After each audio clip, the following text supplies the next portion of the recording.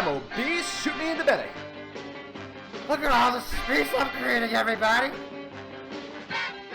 Bad monkey. Bad. Oh, you got you baited so hard.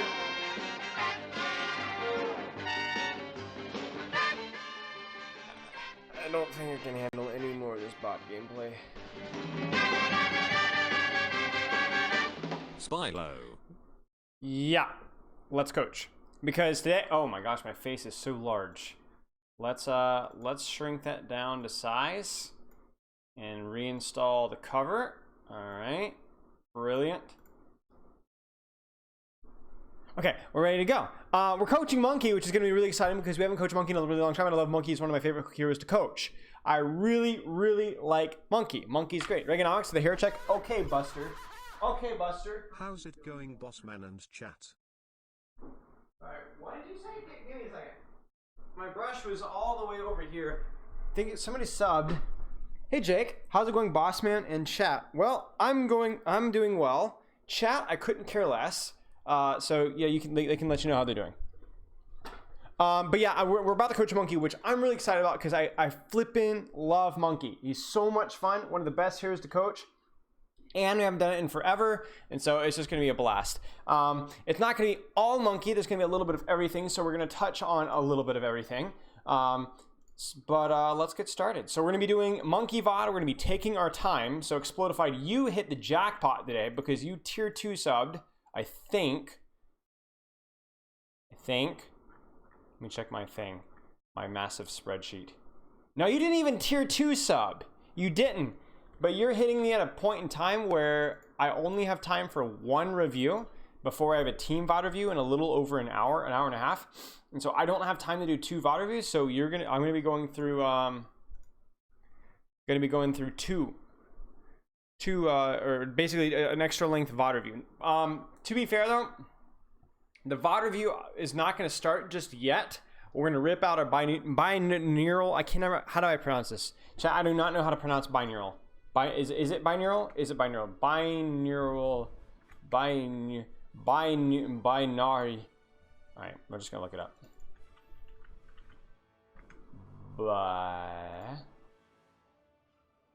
Binaural. Binaural. Ha. We're gonna be whipping out our binaural beats and our binaural tones because we haven't done a Monkey VOD review in a long time. So we've got to think and brainstorm, like, what is Monkey good at?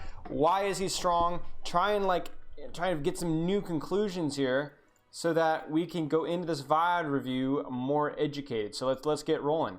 No, not Edge. What? Okay. No. Okay. Monkey. What does a main tank do? We always define a main tank as somebody who takes space. Okay, so somebody who actually creates space for their team. In space, as in it takes map control away, either a flank, main, whatever. Pressure baits attention, so it then allows your DPS to take angles or simply just to press forward, right? Now, a lot of the time in lower ranks, especially like lower ranks, we don't always expect DPS and supports to be taking angles. They don't really understand that concept yet, but at the very least they can walk out of chokes and get into more open areas where they can shoot and basically reach stuff. For example, if you're stuck in a choke on like Volsky Industries, you're stuck in a choke here, right? And you're trying to attack the choke, and that's the thing in the middle. You can't really shoot anybody but Rain Shield, right? It's just Rain Shield. That's all you can shoot. So what your Monkey can do is he can jump in, they turn around and deal with Monkey, and then the Reinhardt is either unsupported or Reinhardt backs off, and then allows you to go through the choke or split off, right? So we need to compare the way Monkey creates space. I know. The way we need to look at the way that Monkey creates space. I'm sorry, all right? I'm sorry. No, what? Wait, why is it beefed? Chat, what's I don't know what's going on. I don't know why I did beefed. I don't know why I did. Why is my face so small? Oh, it's God. Oh gosh, give me a second, chat. Is that turn off the beefed? Wait, I can't. Oh, this is so bad. Okay, I think this is... No, why is it doing beef again? I didn't do that! Okay, there you go, we're good. Okay. Okay, my face is over there. We're gonna move... People always ask, why don't I have where's the new UI? Which, by the way, should be done soon. But this is why I can't even handle this UI, much less another one. Okay, okay. Okay. Okay. Deep breaths. We're getting back into it. Yeah, okay. So in other words, when you're trying to make space, like trying to break a choke, the tank, as Reinhardt, can like walk through the choke so you guys can like get the space in angles, right? You know, the ball can slam backline to distract enemies, or displace them so that you get basically just to distract them. You know, Orisa can spam and slowly create space that way. Okay, so what can Monkey do? So Monkey, when it comes to like map control and angles, okay? Let me think about this. Monkey can create space by directly threatening angles, kind of similar to Ball. So Ball is very mobile, and Ball can say, hey, I'm going to create space by directly threatening the squishiest part of your backline. Because the thing is like, if they ignore you diving the Widow as Ball, then the Widow dies. If they peel the Widow, then that's creating space, because the peel that they provide on dealing with the Widow or whatever's on the angle is not pressure on your team in main, and so your team can walk through with less pressure on them. That's creating space. All right.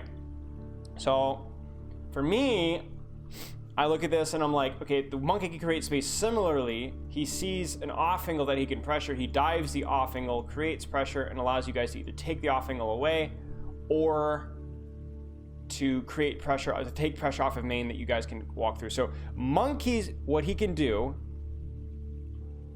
is he provides bursts of pressure that allow your team to take space. When it comes to map control, Monkey is very good at clearing, like diving individual threats, individual angles, or he's good at, like, it's hard for me. I'm trying to think about this. I'm sorry, chat. We got to think this through. What do you guys think? Like, what are your thought processes? Because it's really easy for me to say Monkey versus Ball. Let's start with this. Monkey versus Ball. Monkey is like, it's really, they're very similar in playstyles, but Monkey is less mobile, a little less mobile, short range oriented.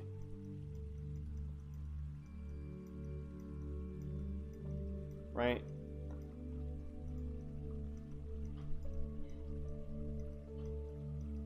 More mobile, long range. And being less mobile isn't really a bad thing always. It's just you get compensated for it. Like, you look at Monkey and he's got short range, but Bubble in 6-man cleave with Tesla Cannon is way better than anything Ball can do in short range. Like, way better. It's not quite as good as Reinhardt, but it's way better than Ball. But at the same time, Ball is way more mobile, and so can and is like, has a gun and can remove his headed box, so he's better at contesting like more open space.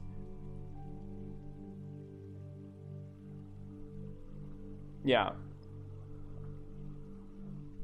Another thing about Monkey is he's really good with high ground, because you can exploit the high ground as an opportunity for you to be less it's an easier engage. So like, Monkey can get more out of high ground than Orion can, because he does it. Orion playing on high ground, there's not as much of a threat of him dropping, because if he does drop, he's all inning. When a Monkey drops from high ground,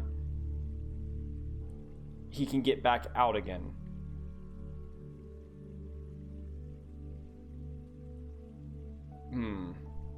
Monkey is better at controlling high grounds because he forces you to clear high ground. Otherwise, he'll drop on you. So it's just the threat of high ground makes it you have to clear Monkey first.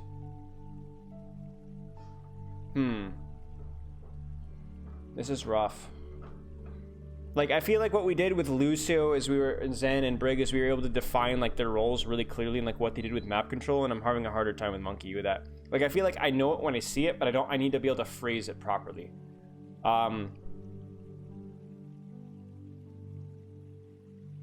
He's good because he captured the child in the zoo in that fateful day in 2016. Not faithful day.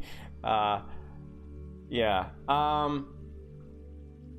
I think with Monkey, you're just looking at a hero that's really, really good at diving split threats, really good at leveraging high ground, because he can either jump the high ground and then drop, forcing you to either chase him, in which case you give up high ground, or leave him, or he can utilize the high ground himself and drop on you, and in which case he can just jump back out again. Maybe you could phrase it better after you see it. Maybe that's the key. Or maybe we're thinking too hard. Maybe we just need to like just watch the gameplay and then just like go from there. I don't know. I'm not happy with like how that felt though. It was kind of cruddy. We'll go after it. So your Diamond main tank player. If there's a mod in chat, if not, I can do it. So Diamond, I think Monkey to start. It's Anubis. I know that much. Because like the goal, here's the goal, chat, is I know what Monkey's good at, but I want to be able to phrase it around like how he could control his map control different from other people. That's what I want. That's what I want. Commands, edit, VOD, Diamond, Monkey. Okay. You are Lucky Bread, right? I'm 99% sure. Lucky Bread, right?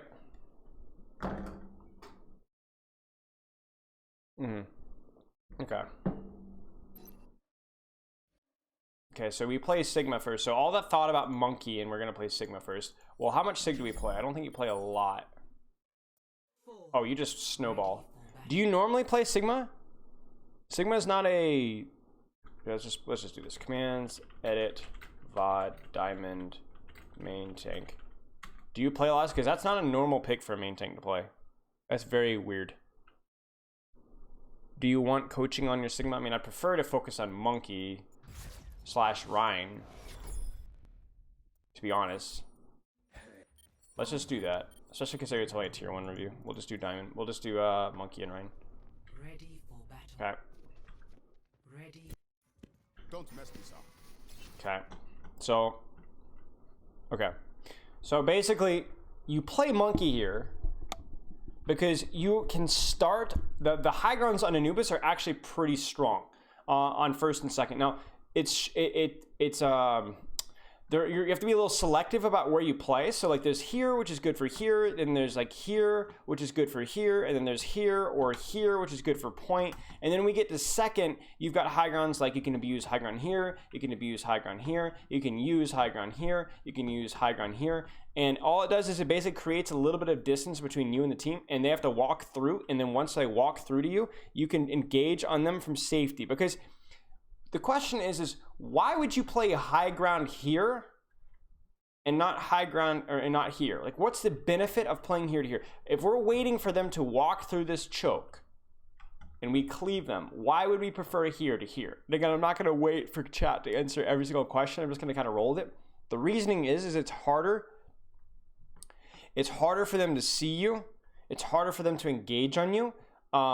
And because of that, they're more likely to continue to walk out, not anticipating your presence, in which case you have more direct access to backline. Monkey likes backline usually better if he can get it, because you put your damage is more threatening to backline. Even if you don't kill them, it doesn't matter. If you zap an Ana Zen, or they're Ana Zen, Genji, Ashe, whatever, then that's going to create a lot of pressure that your team can utilize. Same thing with here. Like, you don't want to stand here and zap Rhine Shield. This tilts me when I look at first point Anubis defense, or first point Numbani defense on that like tunnel, and monkeys like stick their face in here and like are zapping people in through a choke. It's like your team can't follow up on that, and you're zapping front line. You want to avoid that when you can. You want to like let them walk out, and then you take space away from there. Because if you zap backline, there's more pressure, there's more threat, and also if you're zapping them here, your team can shoot them.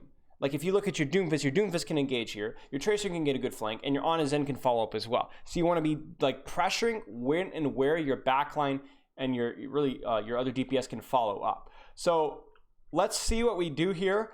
But patience is going to be key here. This is a pretty high damage composition. If you mess up, you're going to get punished hard. But if you do not mess up, you're going to be absolutely lethal. Now, if you look at Monkey right now, he's got another 50 armor, which makes him a little tankier. His bubble has another 100 HP, and he does a little bit more damage to armor than he used to. So overall, he's a little bit more of a tanky hero than he used to be. And his ability to just put pressure / cleave short man sightlines is really, really big. Okay? So can you jump for the turret? I don't think so. I don't think they've touched anything with Monkey besides that. So your job here, if you scout, okay, so you scout here. Now this is really important, chat. The limitations of Monkey is that cover is remarkably important. And you also have to be very selective about the off angles that you jump. For example, a Ball can be a lot more sloppy about who he pressures. He can deal with Tracer, he can deal with Sombra a little bit, he can deal with Hog, he can poke out at a Hog a little bit. But if you look at this here, if you don't get direct follow-up, can we go for this Hog? Is this an off angle that we can really threaten? No, exactly. So you are looking at a hero who has to be a little more selective about who you're going with. I think if your Tracer D.Va help you, sure. But what would be the more likely the correct position for us to go here? I can think of two options here. Two options. Because if you can, you always want to position ahead of time so you can save leap to get out. So I'm thinking you could jump here within your backline's LOS, hopefully. I mean, yeah, they'll reposition. And then you can kind of zap them as they walk out. Not a great access to backline though. You could wait for them to rotate a little further, and this would take some precision. Right now, you could jump over here and come this way. But again, you have to make sure that they're actually walking out, because if they just double back on you, then you're in trouble. Or you can let them walk out even further. So I'm talking about like all the way to here-ish, even right about here. And then you jump all the way in backline. And what you do with your jump is you don't jump in the middle of them, you jump and lean back. So you like jump in, zap, and like start kiting away. So like let's say their backline is where this Genji is. You don't stay here. You like back away and bait them to chase you a little bit, right? You lean away from them. So you could still zap them, but you have a little bit of a kite path here around a corner and a mega health back. And you just like, you're not going to die before you get your bubble back or your jump back. It's just not going to happen. You always want to do that as Monkey. You always want to like kind of pull them away, stretch them out. Zenyatta turns around to chase you a little bit, or Ana or whatever, but the Rein is still pushing forward, and you just split them further apart. And it's not split in terms of angles. They're not taking an angle back here. They're just split in terms of like their direction. So let's see what happens here. So you've got multiple options. You can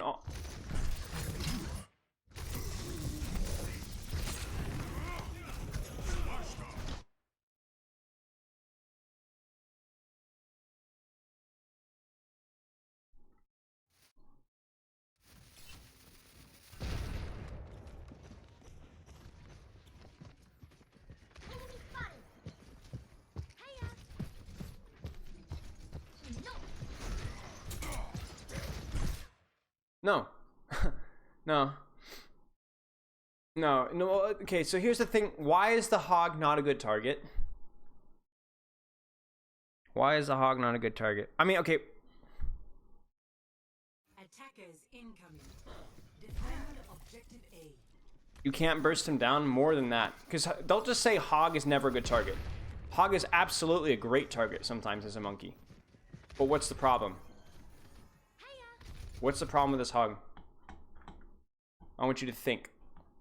This is something that you should always be aware of.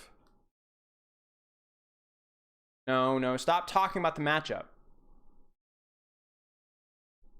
It has nothing to do with the matchup. or very little to do with the matchup. Supports, exactly, your supports can't see anything. No on LOS, no Zen LOS, really, like really truly. No.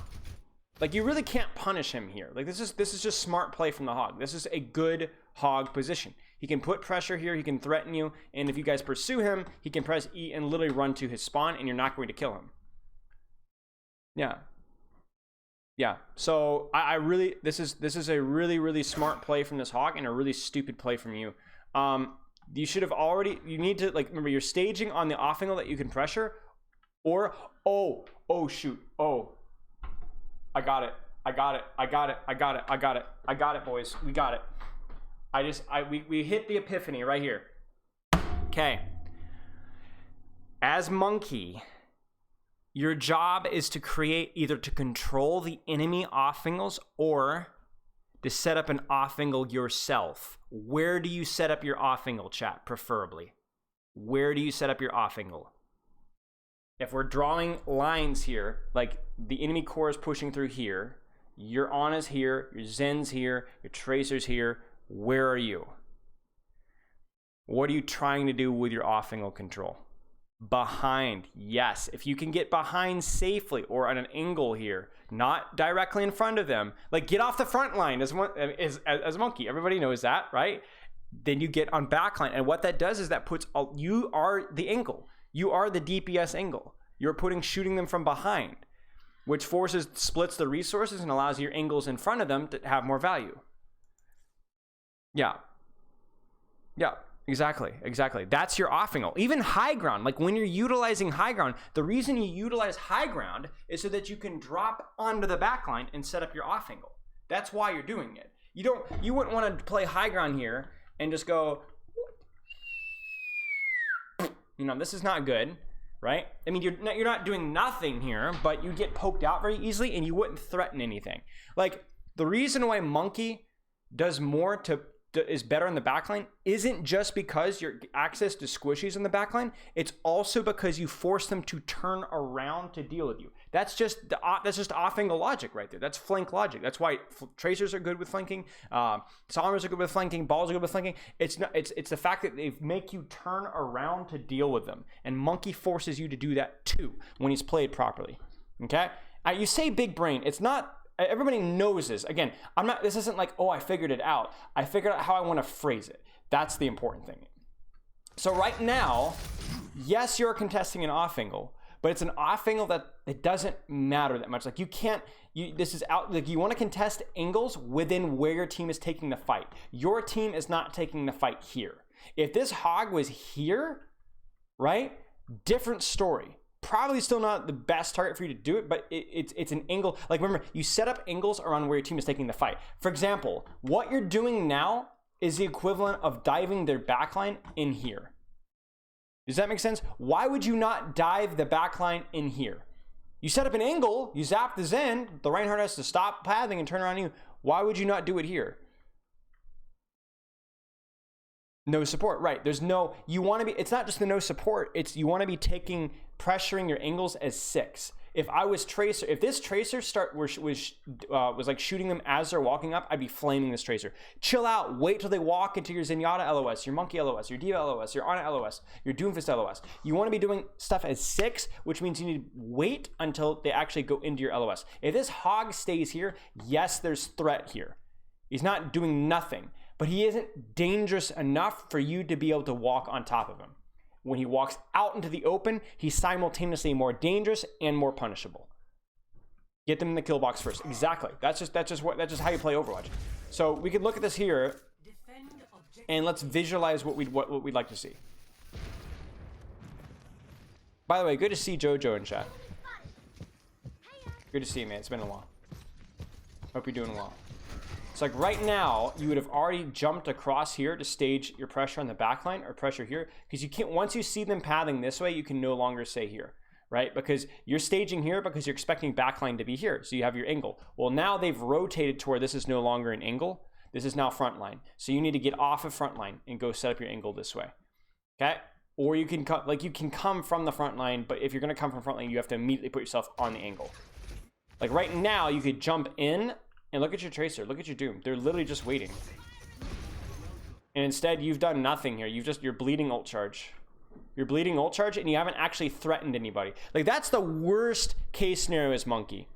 Is that you go frontline, and the enemy team doesn't have to use any cooldowns. They literally just, like, for half a second, they just shoot at you a little bit, and then you're completely out of the fight. It's extremely inefficient. Your Zenyatta awkwardly rotates. You just haven't done anything. Okay, so we're gonna go back in. And again, chat, where should we lean to? Where should we lean to? You can make an argument for leaning this way, jumping over and zapping this Genji from behind. You can make an argument for jumping here. Again, hog, so probably not. I would probably jump across to here and lean towards this cover, closer to where there's an easier squishy to pressure. Whoops. So I would probably just go ahead in now. Genji, please. Yeah, at this point, it's a little just too late. You should probably jump out now because of hog hook. Jump out. And I would not jump main either. Remember, everything that you do is setting up an angle, setting up an angle, setting up an angle. Ask yourself right now, where is this team likely to push now? And is they're likely to start walking towards point where you're going to be able to utilize high ground and drop in their backline, or utilize high ground and drop in their backline. The way Monkey sets up angles is not by being on the flank all the time, but by utilizing high grounds to be able to drop onto the flank. Nothing new from Molfig. I'm sorry, Windfall. So that's our catchphrase right there. Listen, Monkey utilizes high ground because it's the easiest way for him to set up flanks onto the backline, because he can drop onto them. You see what I'm saying? Tracer can hide behind corners. Monkey's too big. Monkey's too ugly. He's too easy to scout. So you have to utilize high ground and drop into them from behind. So from right here, what you do is you jump into high ground here and legit just hide and wait for them to walk to point. If they don't walk to point, then you need to readjust. But if they walk to point, you could creep around this way. But more often than not, you just walk over here and then just drop backline. But I keep putting F2. I don't know why. This is fine. This is good. Especially against comps that don't have a lot of mobility, flanking as Monkey is really good. So where there's no high ground, or where high ground's not as good of an option, flanking like a Tracer as Monkey is very important. Uh-oh. So I would be actively hunting those squishies. You seem a little confused here. You seem very tunneled here when you could be wrapping around here and looking for that Ashe. Again, why do I want to push F2? So this isn't optimal, but this is fine. You are pressuring on the angle on the backline, so that's kind of what you want to be doing. Like, that's why, yeah, this is fine. Zin's dead.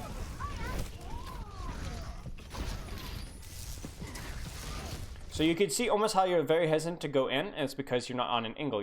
Not only are you missing bubble, but you're frontlining now. I mean, I'm not saying this is a mistake to be here. You got the kill in the Zen, but like the battlefield has shifted, and so now your position isn't as good. So what I might do here, if I were you, is I might jump to high ground here to be ready to drop on them as soon as you have bubble. Don't go, or go for the Rhine, one or the other. But you need to be doing something. Okay. Please work on your tracking. I know it's Monkey, but like there's no excuse to not be like missing tracking on that. It takes some effort. So restage on high ground now, please. Restage on high ground. Chat, why do I not like this position? Why do I not like this position? What's the issue with this position? No vision. Not only that, but what? The only angle that you can establish from here that's good is if the enemy team literally just goes high ground and just jumps over you and pretends you're not there. You're frontlining essentially here. You're okay. Yeah, you can punish the choke, but again, if you're gonna punish the choke, I'd much rather you come like this. Oh shoot! I'm sorry. We have to do this. We have to do this. I'm sorry. This is actually really important. I'm probably gonna pull, if I have time here, I'm gonna play some Monkey on stream. I'm not a very good Monkey, but I'm gonna try and demonstrate some stuff here. This is really important with what I'm talking about. So the issue isn't just that you need to be pressuring the enemy team where your team can see. That's only part of the issue. Because if you were holding that choke there, your team could see you. Your team could see that choke. They could follow that. So that's good. You're not doing nothing, right? So step one, level 1 monkeys do this, right? Why is this a mistake? Well, 1, it's frontline. 2, my team can't see it. You see what I'm saying? This is level 1 monkey. Level 2 monkey does this. Right? Why would you say this is level 2, chat? Why is this level 2?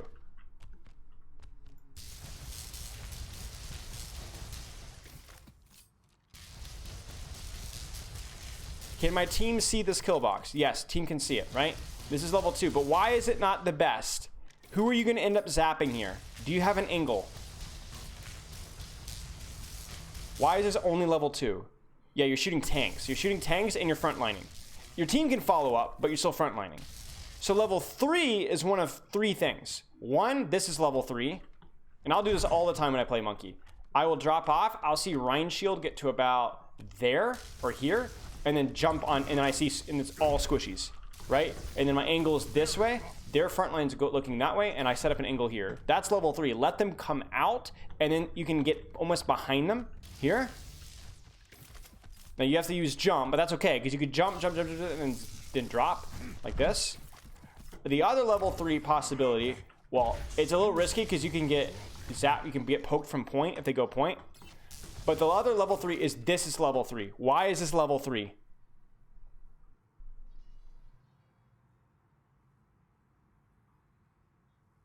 Why is this level 3? Think about this. Sorry for not going over your VOD, but I think this is really important. Different angle, exactly, and where you zap is going to be in your front line. Now, you might end up zapping a little bit of Rhine. That's not great, but you're on a good angle. You have good cover, and for them to get to you, they walk into open space where your team can spam them. Exactly. You see that? So do not do this, ever. Avoid holding chokes. Let them out and set up your angle. Or be in a position before the fight even starts where you can set up your angle. Right? And if we establish that...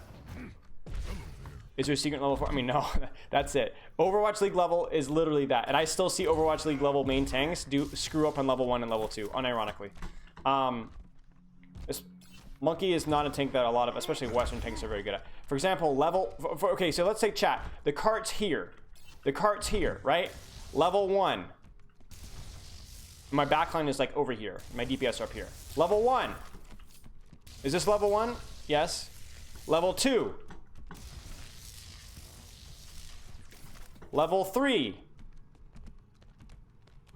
A little more risky. Level 3.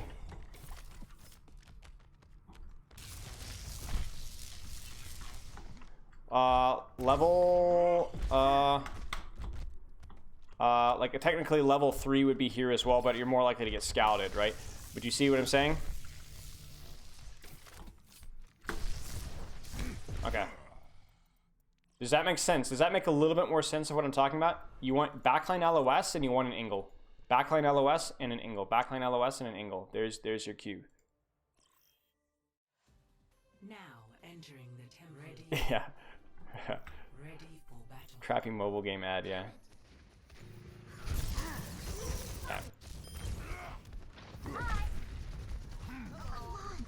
But yeah, this is level 2. Because you're going to let them walk through the choke inside your backline's LOS, but you're probably going to end up shooting front line. And the other thing with Monkey as well is you have to understand that you don't always know where they're going to be. You have to be able to adjust based off of their enemy team's positioning. But I don't like this. So you're going to synchronize your... Yeah, I mean, you can... Yeah. Yeah, that was just not great. It's not great from your Doomfist, and not great from you either. Not great.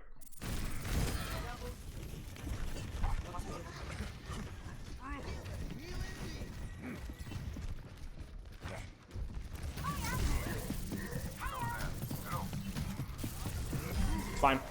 As long as your team can give... Like, I don't know where your Ana was, but as long as you guys give up space there, it's totally fine. Again, you're dealing with the off angle here, right? You go deal with the off angle, then you go back to your team. So you either deal with the off angle or you set up your own off angle. Now, chat, where should our monkey jump here? Let's say, let's actually, this is a great example of what I want to talk about. Okay, so we get the hog. Come on. Yada yada yada.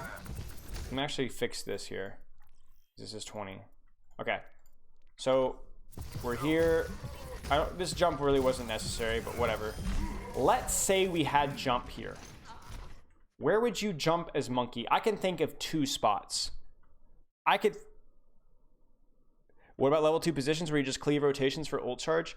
To me, that's only okay if your team isn't set up to pressure them. In other words, like, let's say that your backline's like way far away and you're just pressuring them on this rotation here, then yeah, you can hit level 2 here. But when you're actually like looking to take a team fight, which is 90% of the time with Winston, you need to be good. Yeah, so I would either jump high ground here, and then you could just drop cleave, create an angle, like here's your angle, right, onto the Rein. Or you could jump across stairs, go Kree, and then if the Kree, and literally, you like bait them this way, like you kite up the stairs. You see what I'm saying? Like you pull them away from where the fight is happening. You're literally bait. If they kill you, you're gonna make them run all the way across. Now you don't have jump here, so I'm not gonna give you a hard time for this. You should. I don't know how you didn't get pinned. And you got the health pack, Hog. Nice. Good job. I mean, there's not a whole lot to say there. You just smashed your mouse 1 into the enemy team, and that good stuff happens. You guys had a huge positional advantage, so it was just easy peasy. Like right now, again, I just don't like what we're doing. I do not like what we're doing. We need to be adjusting our position because, again, we can see here that we're no longer set up for an angle. We're no longer set up with cover, and we no longer have an angle, so you're going to get poked out early on. So what you need to be doing now is jumping across here. You could also drop. So if you're like, I don't want to jump across just yet because they're going to see me, and or obviously we can't dive yet because they're still rotating. Well, what you can do is you can drop, walk here, see through this little fence here and listen. And then, okay, they're starting to push. I jump up and over, drop, walk through, and I've got like 2 seconds left on jump, and I'm already on their back line. That's what you want to do. But I know what you're going to do. Oh, hey! Maybe I'm wrong. Maybe I'm wrong. And really, you don't have to even go through here if your team lets them out for this. So if your team lets them all the way to like here, and they start to drop to point, you don't even need to go around. You're already on an angle. This is what we like to see, chat. This is what we like to see. Do you see it? Kill box. I don't like where your Tracer's positioned, and I don't like where your Doom. Well, your Doom is okay, but this is what we like to see. Now, the key thing here is, chat, is do we need to do anything right now? Do we need to do anything right now? You're peeking this, but no, we don't need to do anything. They're not doing anything either. If your Ana or Lucio die, it's their fault. They're being brain dead. You don't do anything until they're actually engaging on the fight. Yeah, exactly. Just wait. Just wait. Until they do something, you're in no rush to do anything. I would not even, I don't even think I'd go for this. Because I'm like, you're like, oh, McCree's naded, but I don't even know if I do that. Yeah, you're mistimed. You're very mistimed. You're very mistimed. You need to be more patient. Be more patient, because what's going to happen? Wait for this Rein to drop. Yeah, what Jojo said. Wait for Rein or Hog or whatever to drop to point. Give your Tracer more time to set up because she's clearly mispositioned here. And then you go on. Because if you look at this here, here's the problem. Where's your Tracer coming from? Your Tracer has to blink directly into them. And if you look at her cooldowns, she only has 1 blink. Look at your Doomfist. He's not in position at all. That's not what we like to see. That's not what we like to see at all. And that's your fault. You got antsy. Just AFK. Wait for them to drop. Wait for them to drop. It's a different story if you guys were already set up for angles, but even then, this is just a feed. You're getting antsy. Why was this a mistake? Why was this a mistake? Why was this a mistake? Were they in your kill box yet? Were they in your kill box yet? That's the only question I need to answer. Did they walk into your kill box?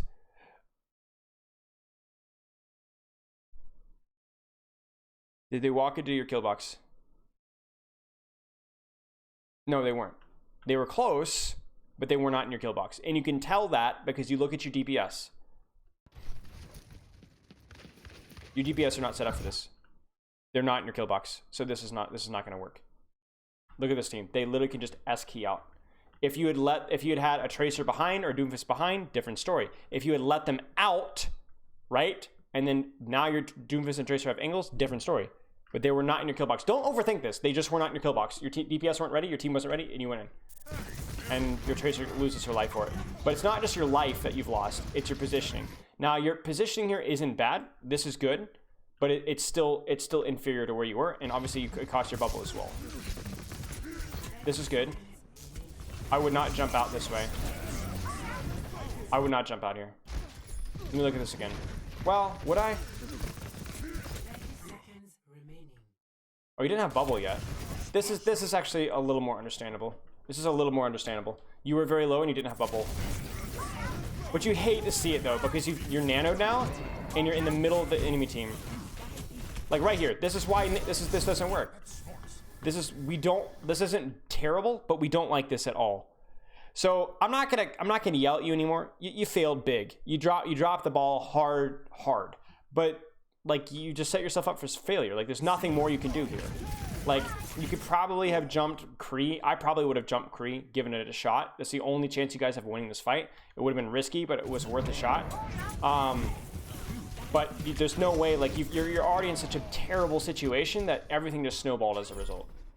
Now, I will note as well, and this happens, I swear, every single time I play Monkey. Look at the enemy team's composition. They started off with Hog, but now they have a Brig, now they have a Kree, now they have a Reaper. You take that all day long. You take that all freaking day long. I think the best way to describe Reaper, Brig, in terms of like countering Monkey, is they counter Monkey more often when the Monkey doesn't position himself properly. If you set yourself up on angles and utilize high ground better, Reaper and Brig have a hard time countering you. Because if you're already set up, they're not going to be able to stop you. In fact, the biggest Monkey counter in a lot of ways are heroes like Hog, are heroes like Echo, and heroes like Tracer. Because if you guys remember watching my Doomfist VOD, for those of you that did that, Monkey can be countered when he goes in or before he even starts. And Hog, Tracer, and Echo are excellent at stopping you from even starting. Because they're mobile, or they take angles, they're mobile, and they've got decent range damage. Hog is a weird one just because he just can go in solo flanks and just prevent you from ever going there, like we saw on first. But yeah, I wouldn't say Hog is exactly a Monkey counter, but he's definitely somebody that gives Monkey fits. I want to keep going with the Monkey. We'll go back to Ryan maybe in a little bit, but I want to stay on topic here. I don't want to change subjects here. Yeah, you've had DPS swap to Reaper immediately after killing them. That's pretty much how it goes. And to be fair, Reaper is good into Monkey. He's not bad. Monkey doesn't counter Reaper by any stretch of the imagination. But obviously, it usually relies more on the Monkey screwing up. You can use TP like TP against Monkey is pretty good. But yeah. Okay, let's keep going here. So we swap Monkey. Now, why is Monkey harder on attack? Why is Monkey harder on attack? Posture check, thank you. You guys tell me. Why do you guys think about that? Like, what have we established here? He has to dive into them. No. Now you're being lazy with your thinking. You're being lazy. Think about what we just talked about. Think about all the things that you guys have learned, and I've been able to flesh out a little bit, and I've learned, and think about like why, based off what we saw, why is Monkey harder on attack? Can't stage the same way. Doesn't get to set up first. Yeah, it's hard to set up your angles. It's hard to set up your flanks. You have to step 1, set up your angles and flanks. Step 2, dive. So there's an entire extra step. There's an entire extra step. So I'm looking at this here, and this is a really devolved fight. But like, let's say this isn't devolved. Let's just do this as like a training exercise, okay? You're playing Monkey in attack. What would you do here? I might. Let's see here. I might come across here, maybe jump up here, drop here, come through here, jump high ground, right? Hide this corner here, and then either jump their off angle up here, or if they're all on this thing here, walk around and dropping them here when my team is ready to push here or ready to push here, right? Maybe I'm gonna be like here, and I'm gonna like walk through here, jump through here, and then kind of come through here, and then jump up here, right? And then walk around, hope nobody chases me, come around here, and then again I can jump the off angle here, I can pressure the off angle here, or again I can jump their backline from an off angle there. But yeah, exactly. It's a lot of time and it's risky, and And that's why a lot of the times when you're seeing like, and you can get poked out at any point in time by Echo's tracers, that's why if you guys ever watch Double Bubble, or me review Double Bubble, Zarya, Brig, Ana, Monkey kind of all play together. You don't see the Monkey taking angles very early on. He usually stays closer with his core. His Echo and Tracer or Sombra Tracer can take angles. He stays close to his core, rotates where he needs to go. And then when he gets a little bit of space, then he starts to go off in solo missions. Because if he starts off by himself too early, like a Doomfist, very, very much like a Doomfist, the Tracer, Echo are going to find him out. Oh, wow, chat. Doomfist and Monkey have a lot of similarities. Both are ridiculously powerful if you get them staged properly, but both have been bad for a long time because staging properly was ridiculously hard.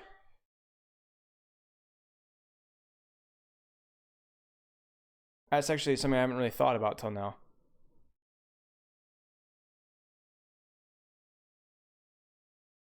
I'm glad to help. So it's like it just takes a lot of effort to set up. Now, the funny thing is you can look at this comp here, and I actually think Monkey might be okay into this comp, if you're really good at Monkey. Because I look at this here and I'm like, you see how they're all clumped together? What does this mean for Monkey? What does this mean for Monkey? Don't say 6-man cleave. With the topic that we just talked about, what does this mean for Monkey?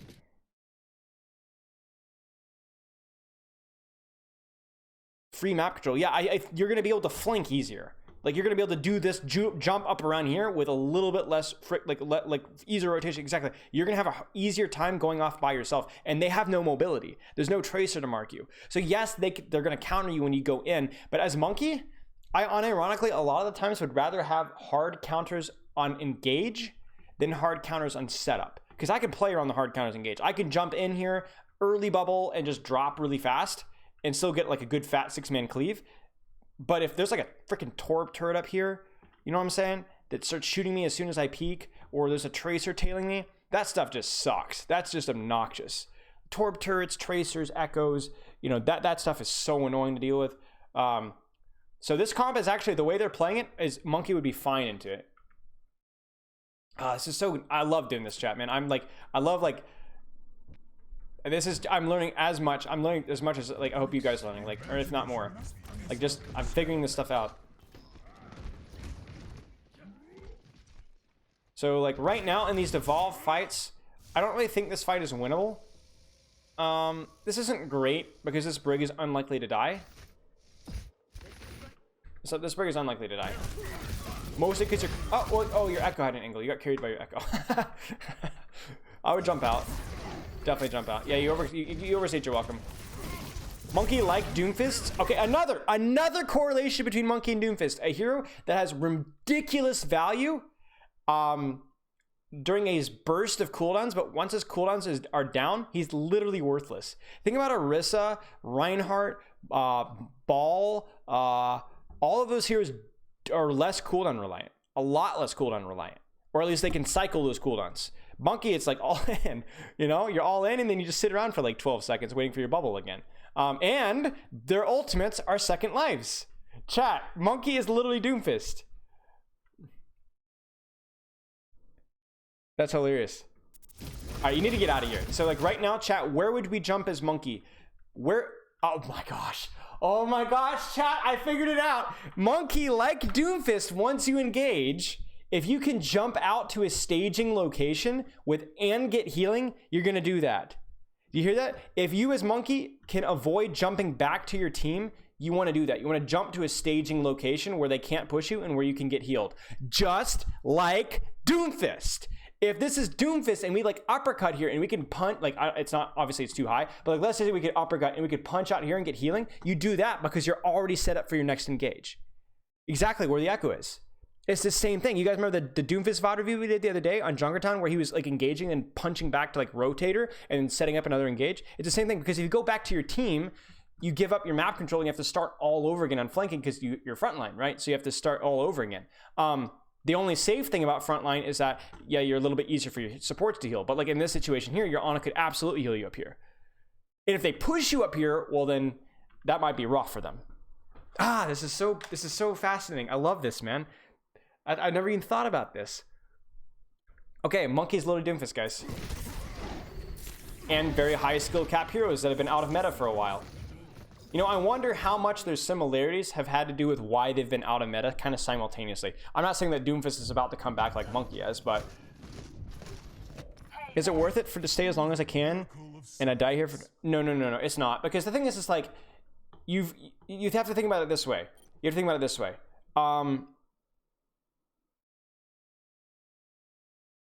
You have not won the fight, but you have put the enemy team in a really bad position. Look about it this way. Right now, you just take, hey, you know what? We got 2 kills. I get out again, and look at where the enemy team is positioned. You see their Junkrat, Ryan, and Ana? Within 5 or 6, like, let's say 10 seconds, this fight probably is over for them. Because this is like, you're cocking your weapon. You haven't fired anything yet, but they know they're screwed.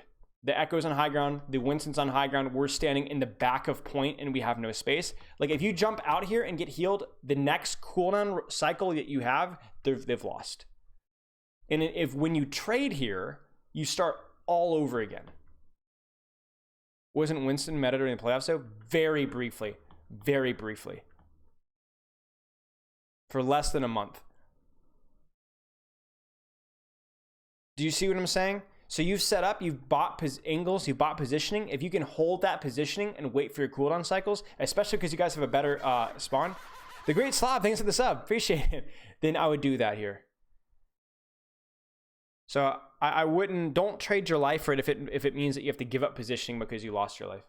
I just don't think it's almost ever the play. So yeah, you die here unnecessarily.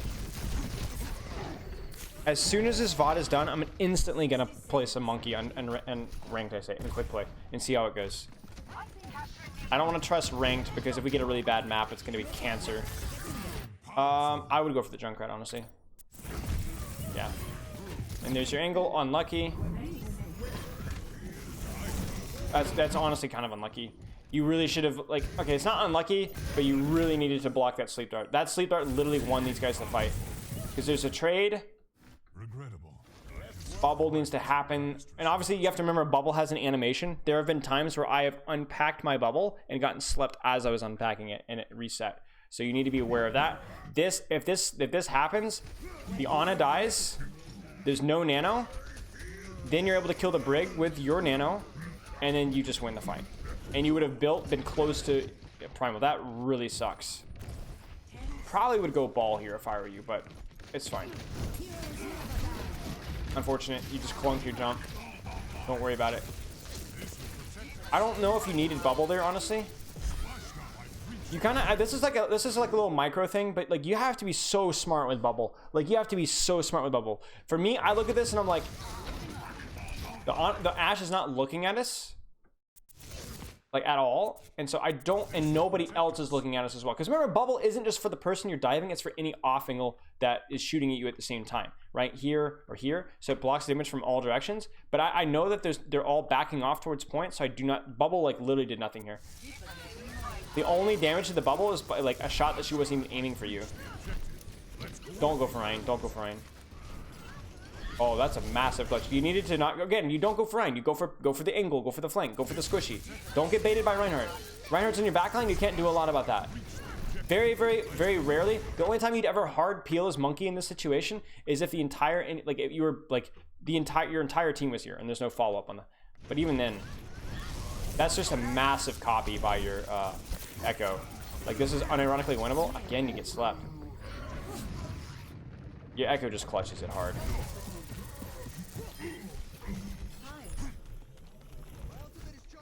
Huge clutch by your Echo. Was it so she couldn't get healed? There was an Ana, but you're body blocking her too. That is a fair point, but it's always a return on investment. Like right now, first off, you know that she's being body blocked here, so you know where the Ana is, so she's not getting healing either way. Yeah, this is me being nitpicky. I don't expect like a diamond main take play to make the good decision. GM players would probably have bubbled that. But also, if you're body blocking, there's also the risk of sleep dart as well. So I'm not going to nitpick it that much, because I could see an argument for either way, to be honest. So this is really important. This is really important. What you could do is Monkey here Well, I don't know. What about this? Well, think about this, chat. Where would you jump as Monkey? I'm going to suggest something really weird. Let me see if you guys, what do you guys think? Where would I jump as Monkey to create the most space / stage the easiest? Where would you stage? I have a really good idea about where I'd jump. Yeah, exactly. Nice. We're on the same wavelength. I like it. Why would you jump right spawn room? Well, the problem with Sniper's Nest is it's still, you're frontlining, right? You're frontlining, right? And there's not a lot of cover here. Yeah, I would jump here, force that Moira fade to go back to her team, and just play here. And now what you've done is you've literally cleared off this entire space for your team. And then from here, you have an option of either attacking main and going really deep with your jump. So what you could do is you could clear out this little angle here and then jump main to here, bubble, kite this way, and then primal. That kind of sucks because you have to utilize your, you're going in front line. You could also jump here, like here-ish, force Moira, drop under, and jump up and over. That would also work. Yeah. Normally I like Monkey and short silence, so I would like, Monkey flank here, but because they're like running hogs and you keep splitting, this isn't gonna work. So I'm curious to see what you do. There's a lot of little options here. Yeah, I think this is the play. So the problem here is that you don't commit to the Nook. You commit to the kill, which was never gonna happen anyway. So like right here, do you see how the difference between this jump here and this jump here? It's significant. You even turn around like, oh, I'm gonna look for Moira, and that's your undoing right there. That's your undoing. It's not jumping for space and cover. It's trying to frontline. Like you're jumping here just to set up. You're not jumping here to fight. If the Moira scuffs up her fade and you can kill her, great. But this isn't it. You need to jump across, cover, don't turn around, wait, and then jump over. So this is gonna force your primal early. And the worst part about this is your primal is forced early on their front line. Where you would have liked to, yeah, you might have had to engage from frontline, but you would have liked to have gone in, bubble in the middle of all this crap, and then gone like 8 from there. Because you have to respect the flash. Huge. Get off the Reaper. Nice. Very nice. Chat, if you guys didn't know that, he just baited Sleep Dart there. So I want you to watch this from the honest perspective. This is really well done. You see that? We'll watch that in like 0.25 speed. You're going to be okay. Very well done. Dox comes in. Very well done. So this fight's, oh wait, why did we bubble? Let me look at this again. You go from like, oh, you went for the kill. You still didn't need to bubble that. You still didn't need to bubble that. And honestly, I would not have turned back on the Ana. Because the Ana is now in a very inefficient position. So just like leave her be. Go out here and jump around and then like make her come out before she starts doing anything. Probably an Elda. That's unfortunate. Alright. So TLDR here. And I'm gonna play a little monkey in a second. But set up your angles by either staging on high ground, like utilize high ground to get your angle, or path around and flank.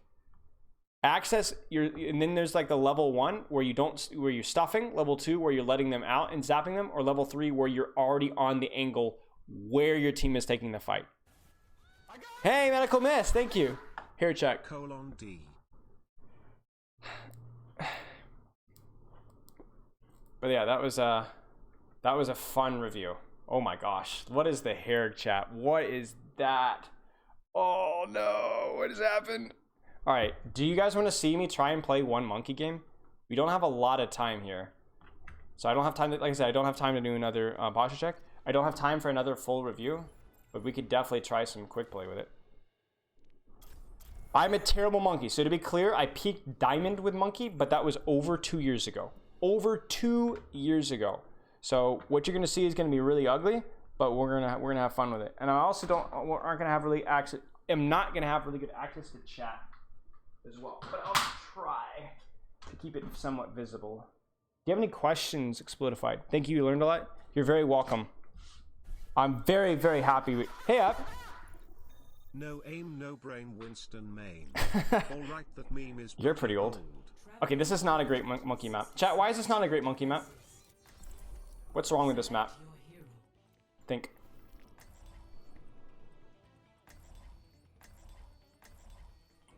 Maybe Weiss Chinny. OW. Maybe, who knows? Open sightlines, yeah. Would you extend the Doomfist Monkey Slurs to Tracer as well?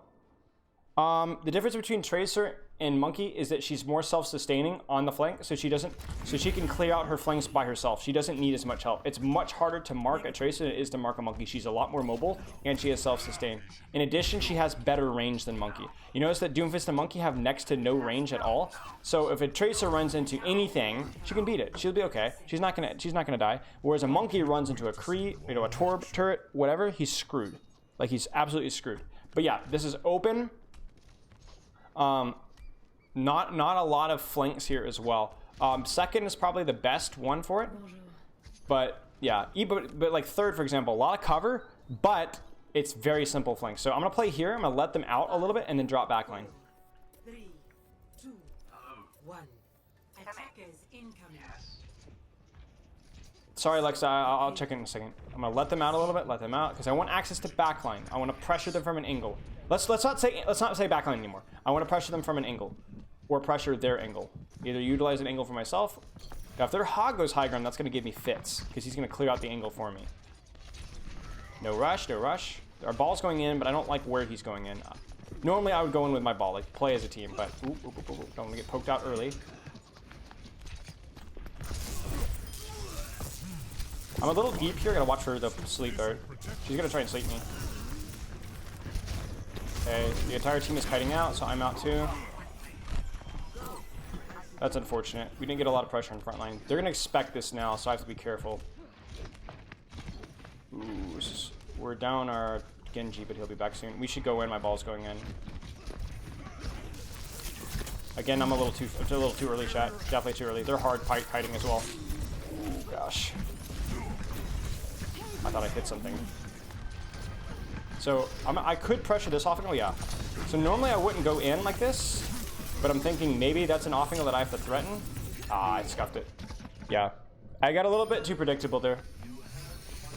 So I needed to jump through big Earls and almost like clear that off angle. That's where like peeling matters. If the peeling is like on an angle, like they were like hard diving outside. So the Zarya and Genji were pushed up so far that they weren't going to get a lot of support from their team.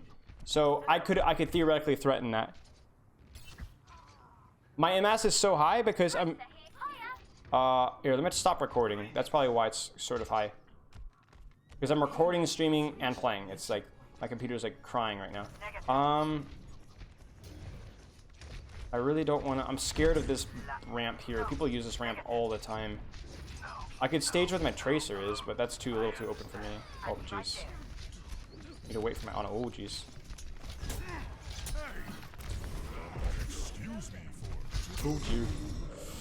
I'm feeding, chat. I'm feeding. So this is where the difficulty arises. Like, optimally with Monkey, where would I want to fight there? I'd want to fight, like... Jeez, I don't know where I'd want to fight. Like, I think I'd have to fight underneath the building. But this is rough. We're consistently staggering. Even that fight right there is like, we were still down one. I should be able to go high ground, right? No, they have a damage boosted on, so I won't be able to. 3, 2, Yeah, I go. I'm gonna go under. I'm gonna go under with Primal. So I'm not gonna all pad out high ground. I'm gonna go under, jump. I'm gonna jump the building, and then use my Primal from there. Woo! Okay. Okay, don't worry about him. Worry about her though. You heard it, chat. I hate that so much. Oh, that's so bothersome. They're like, edge it, edge it, edge it, edge it, roar, but no, it didn't go off. Feels bad, man. This is where, so yeah, we're getting rolled, but it doesn't matter. I'm still able to like showcase like what I'm talking about. This is where Monkey like unironically sucks. Don't wait, don't do anything, I don't care. Because I can't, again, my team's not, oh, they Sonic this. You guys didn't see that. That didn't happen. Holy cow. We're getting hard DPS diff right now. Tanks are not helping either, to be fair. I pulled up at the last second. I went to go in. I'm like, no, don't. This Genji's obnoxious. Like, we can't get a fight, man. Alright, I've got Primal. Are we ready? Okay, we're ready. She just whipped that one. I want to give a charge. Like, we're still down. I don't even know if I'm gonna Primal this. Oh, I'm going to Primal this. We gotta pick. Oh, Primal mechanics, ladies and gentlemen. I'm sleeping. Oh, we missed the pin. And I'm dead. Shoot, chat. Hopefully we get a better map and we get a better team marking, because right now this Genji and Hanzo are just butchering us. But you see, even like when the Genji and Hanzo are like winning, it's always from like there's like stuffing flank. It's not like they're sitting main. Like this Hanzo's about to come here.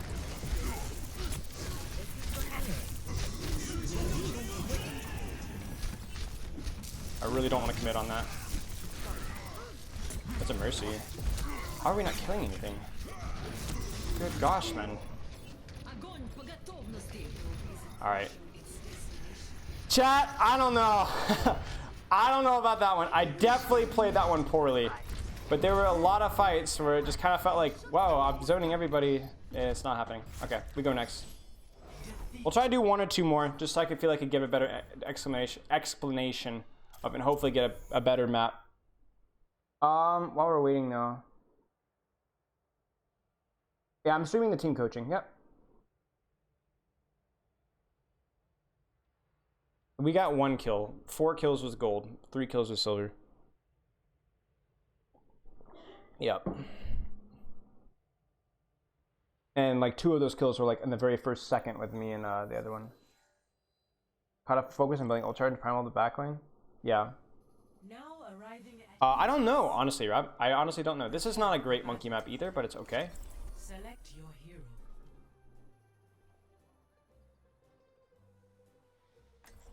Is it because your team is impatient? So yeah, sometimes it felt like I needed to just go in because I saw like my ball and Genji going in, even though we had like somebody in spawn. I was like, okay, I guess we're just fighting as 5 then. And sometimes you just have to do that, you know? But I think the big things for me there were scuffing up the Primal Rage in second was really bad. Like, that wasn't all my fault, but I should have known better with this 120 or 115 ping. But that was really bad, because that was a 1 fight if I primaled that, because we got several kills. That was really bad. I also, on first, I scuffed up Big Earls. I should not have died there. That was very sloppy of me. And then on third, maybe I could have looked at my bubble timing. My bubble timing could have been a little better. I was scared because that damage boosted Hanzo was just lighting me up. Okay, so I don't really want to go... Where do I want to go here as Monkey? I think I want to jump across to their opposing high ground here. Because I don't want to jump their backline. Ooh, that's a Bastion. Of course, chat. I just want to have 1 game as Monkey. Come on, guys. Like, just 1. Oh, that Mercy's 1. Fuck. Okay, I'm not going to commit jump there. Just 1 game. Just 1 game, y'all. Just 1 game.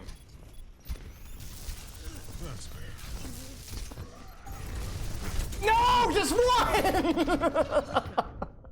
Why does this happen to me?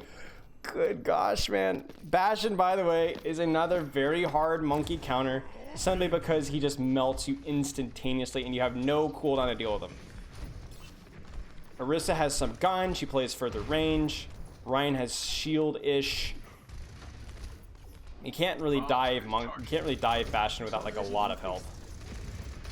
So what I'm gonna do is try and play outside of the monkey's or the Bastion's LOS and die anyway, because he's just gonna drop in front of my team.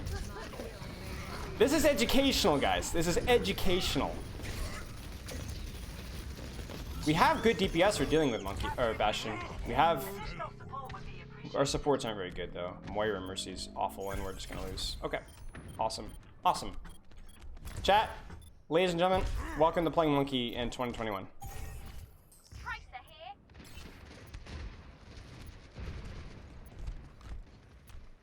So if he's on point, I can jump over point. Oh, awesome.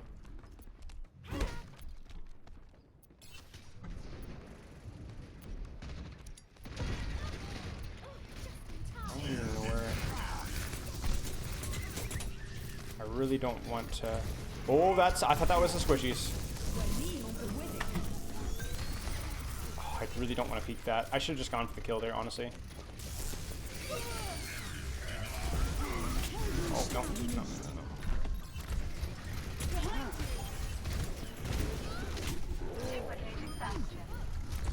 No, that ain't it. That ain't it.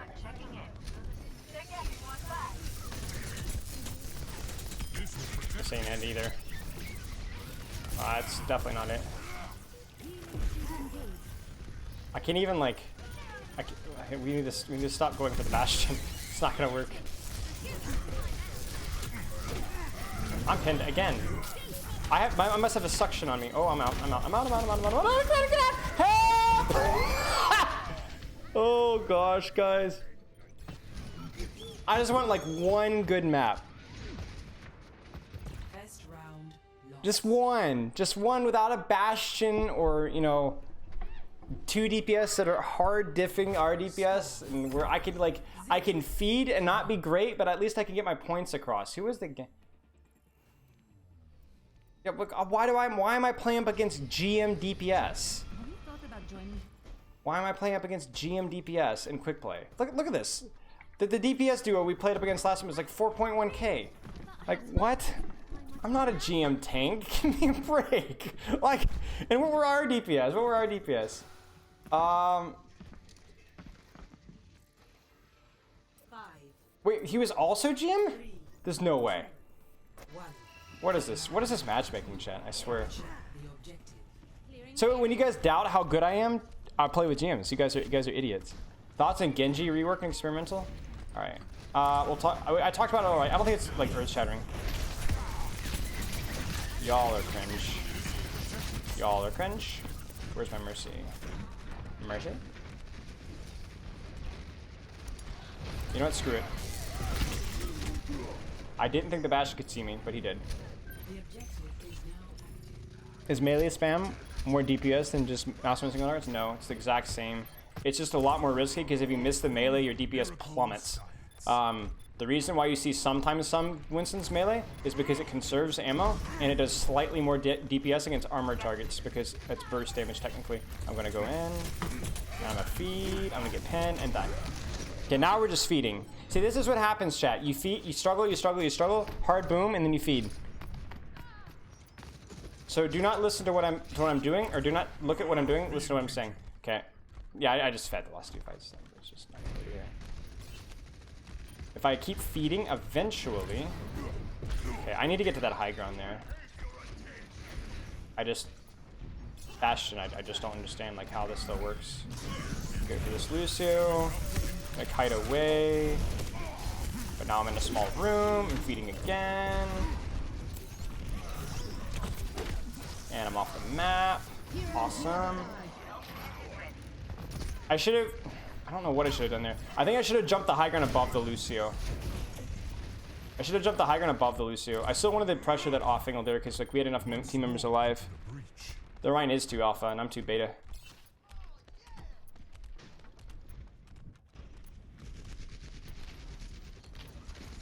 Okay, there we go around. The angle. I need to look for the. Oh, lovely. Come on.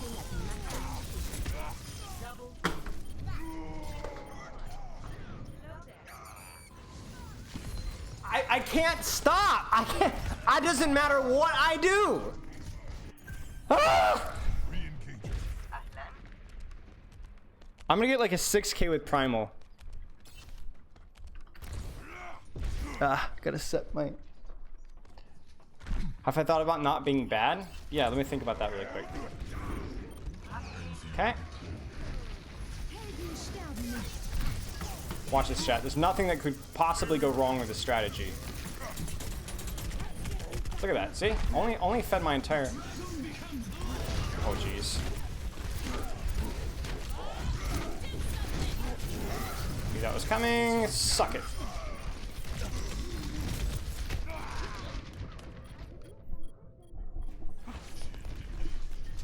Okay, we're gonna go next.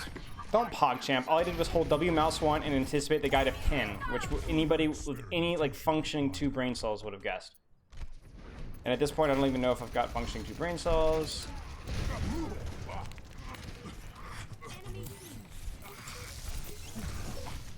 Who is that? Is that the Bastion again? It's the Bastion again. Good gosh, man. I hate that hero so much. Okay. Come on. Come on, you Nimrod. Oh. I'm face tanking this, boys. Challenging this guy to... Oh, I got booped out of my jump. Okay, you're cringe.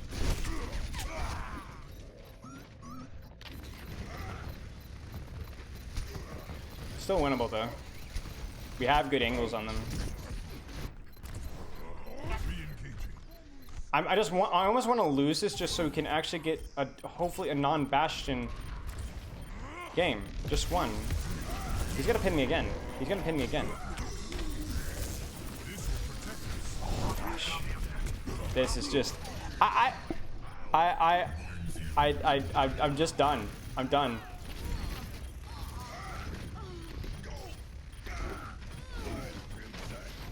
He's not even attempting to clear space. He's just swinging. All right, chat. I'm getting boomed. I mean, I'm not playing well, obviously. Yeah, I mean, they're focusing me, which is fine. They're like, you focus Monkey because it's harder to get focused down. Boomed in quick play, yeah. All right.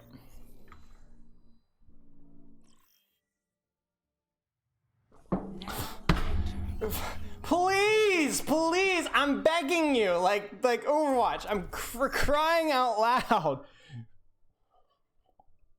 Oh my gosh. I'm being stream sniped by Jeff Kaplan. Hey, recently. What did the fish say when he ran into a wall? That's top tier humor. Thanks, man. Appreciate that. Traveling to Okay. Okay. Ugh. This is not good, chat. This is really, really bad. This game hates me. This game hates me. I'm getting Hanamura, King's Row, Bastion, and then the GM DPS duo. I mean, it's doable, yeah. I mean, it's doable in the same way that, like, you know, having a 25-foot long jump might be doable. But yeah, we'll make it. We'll see what we can do. The problem with this is obviously the high grounds are terrible. They're absolutely terrible until second point. They're really, really bad.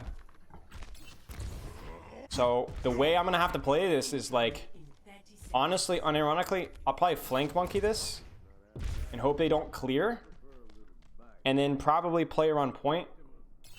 Play around point and play around the perimeters of point if they get to point, or play around this high ground here and drop behind them, which is tricky because it's so easy for them to poke me out. Hydrate. Yeah, I don't know. Anubis is good for monkey, yeah. Alright. 3, 2, 1. Attackers incoming. So hopefully they don't scout. Defend. This is why you clear your angles, ladies and gentlemen. If somebody finds me, I'm screwed. I hear Echo, which makes me sad. I hear Widow, which makes me happy, because that's an angle I can easily contest. And there's a Widow. Because even if I don't kill this Widow, look at the attention I'm getting here.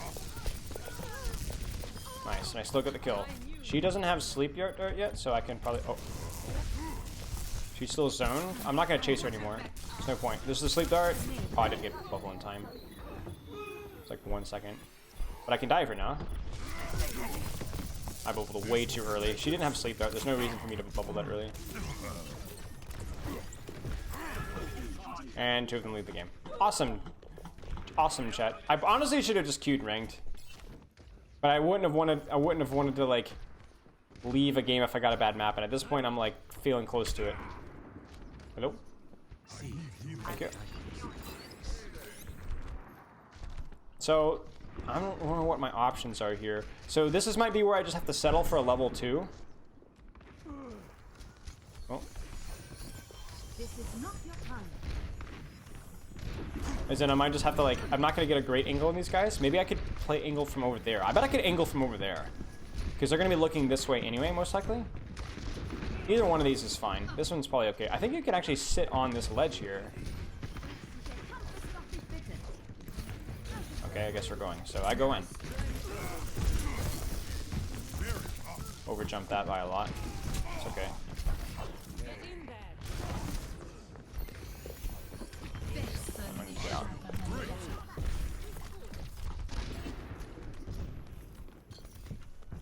I was just trying to scare the Widow so she wouldn't shoot my sorry.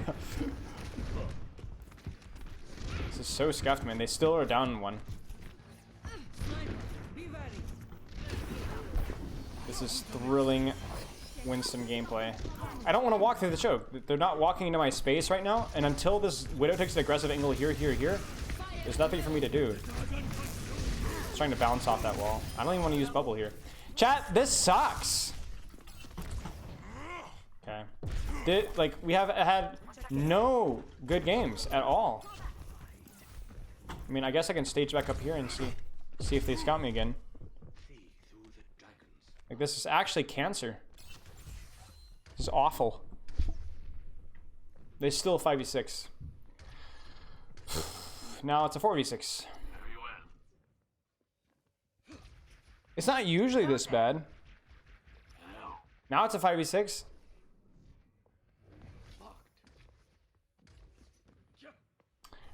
This is unbelievable, guys. This is still a 5v6. This person hasn't even picked their hero. Now we just emote.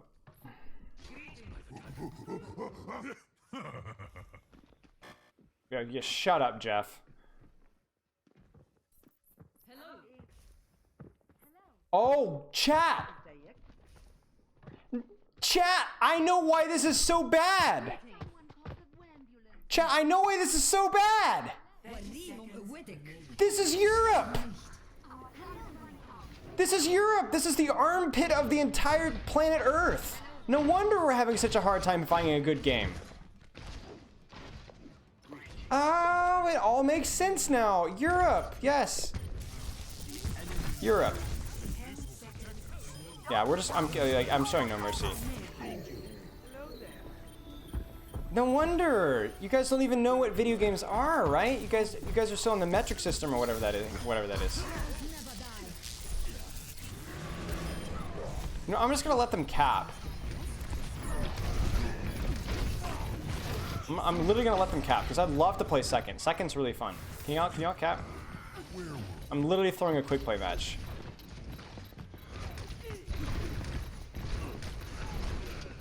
We're still gonna win this somehow, I guarantee you. Come on, come on. Chat, don't try this at home. I mean, I guess we're actually trying here. They were like screwing around, so I felt bad trying, but now they're actually trying. So like now I feel bad for screwing around. And I'm used to this at this point. And we're gonna win this. Actually, I'm gonna watch the striking, watch the striking.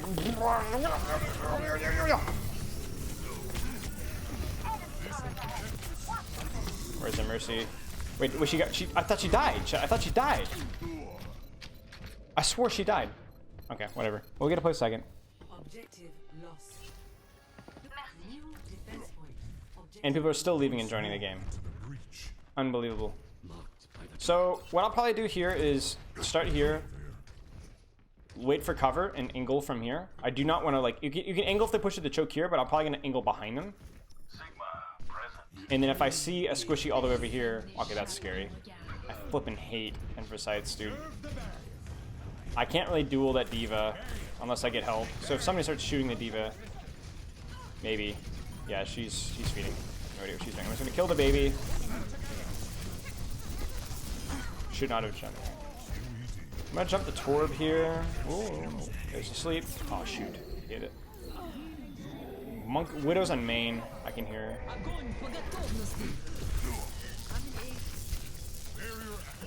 Don't over chase. There's the Guardian Angel. Oh, she super jumps.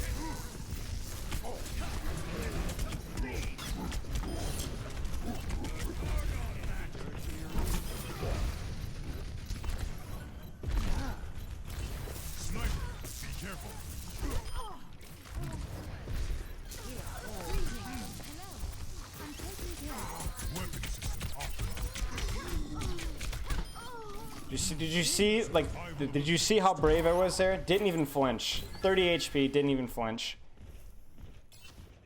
We're probably gonna call it after this, chat. Like, this is really, really bad. I know this is, I accidentally queue European region, but it's really bad. I'm sitting here like, why is my latency so high? I'm so stupid. Like, honestly, like, I would say stuff like make jokes about functioning brain cells here, but like, okay, we're going in. Miss Widow is bravely taking it on the chin and then getting rezzed again. Ironically, would have been better for me to have literally sat AFK because I got rezzed back. Oh, lovely. Lovely. Jumping into walls. I don't really want to jump from main because I'll get sniped as I jump that Widow. Oh, hi there. Hello there. I should be able to get this. I'm going for this D.Va because she's purple. Normally wouldn't recommend this.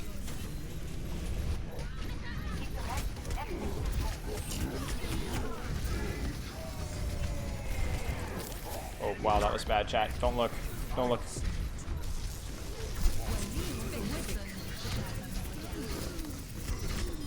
Unfortunate. 10 seconds. Should still win this. We've got enough trades. Oh, maybe not. Oh, that's not where I want to go. That's where I want to go. Can we stall?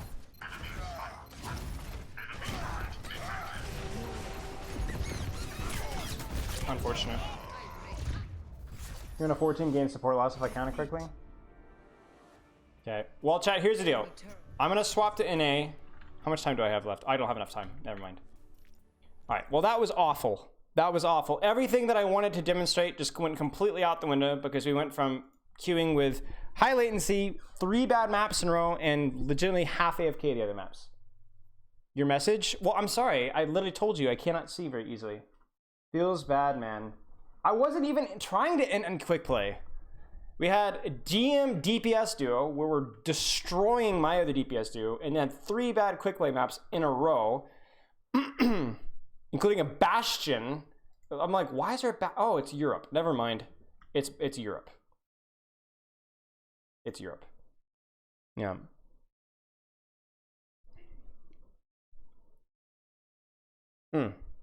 Yeah, you'd read it later. I mean, sure. I just didn't see it. Hey, I just gotta watch your answer to my Ask Pilot question concerning Fear Feeling. Just want to say thank you. It was very nice and you're right. It does affect my real life, but you got it one step at a time. Yeah. No worries, man. No worries. Or like, glad it was helpful. Worst stream in Twitch history? I mean, yeah, guaranteed. See you, Jojo. Here's what I'm gonna do. I'm gonna make you guys quick stack with me and quick play later, or do pogs, and I'm gonna dominate you guys so bad that you guys are gonna legitimately burst into tears, and you're gonna be like, "Whoa, this guy's amazing!" Like, "Oh my gosh, like this is incredible." You're gonna feel bad. You're gonna feel bad, and I'm gonna show all of you guys. I'm gonna prove you wrong. Okay, so I'm gonna message the people that I'm team reviewing with, and then we'll go over it. Oh, whoops, that's not the wrong person. That is the wrong person. Awkward. Ready? Let me go deafened, and I think this is the right person. Yeah, it's the right person. Sheesh. Okay.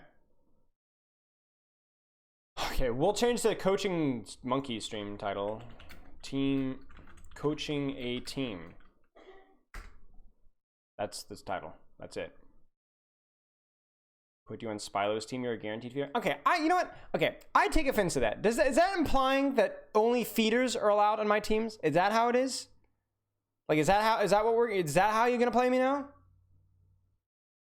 Now screw all you guys. You guys are bronze peak. You know what I'm saying? Bronze peak. The only way to balance the game, just okay.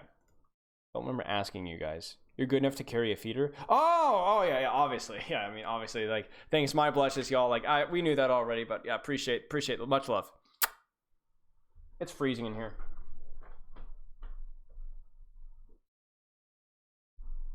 It's freaking freezing. You're a god tier plat on console, but I'd feed in PC. Yeah. Yeah, well.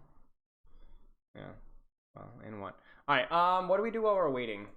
Because I've got because they're rounding the troops as well.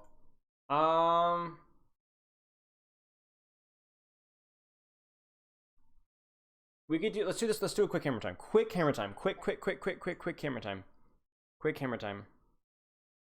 Maybe feed. Shut up, Anima. It's not even. I don't remember asking you. I have a distinct memory of never caring or considering your opinion ever for anything. And it's not that I didn't ask you. It's that it's like I purposefully avoided ever speaking with you. You understand what I'm saying? Do you understand the difference? You need to know the difference. Like, you're not even on the radar for asking in regards to anything. So sit down, okay? You stole that joke? From who? When? Where? What? Actually, factually untrue.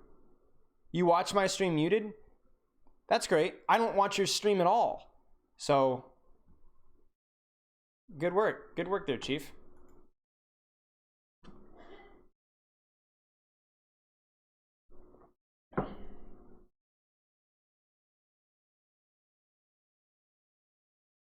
BoJack Horseman had the same exact joke in one episode? I don't even know what BoJack Horseman is.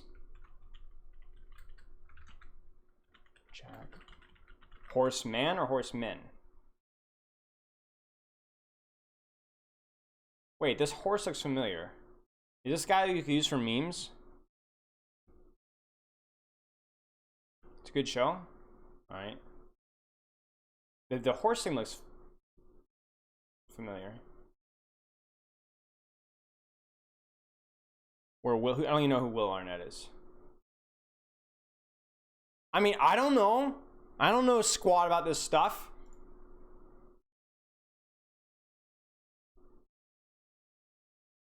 Depressed horse. Okay.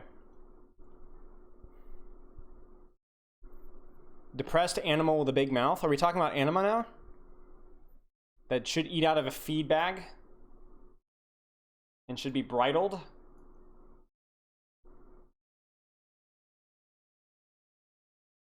You keep saying Gob, and I don't know what Gob is. I don't know what BoJack Horseman is. I don't know who Will Arnett is. I don't know anything about anything at all. Okay, looks like we're starting. Okay, so now I have to behave.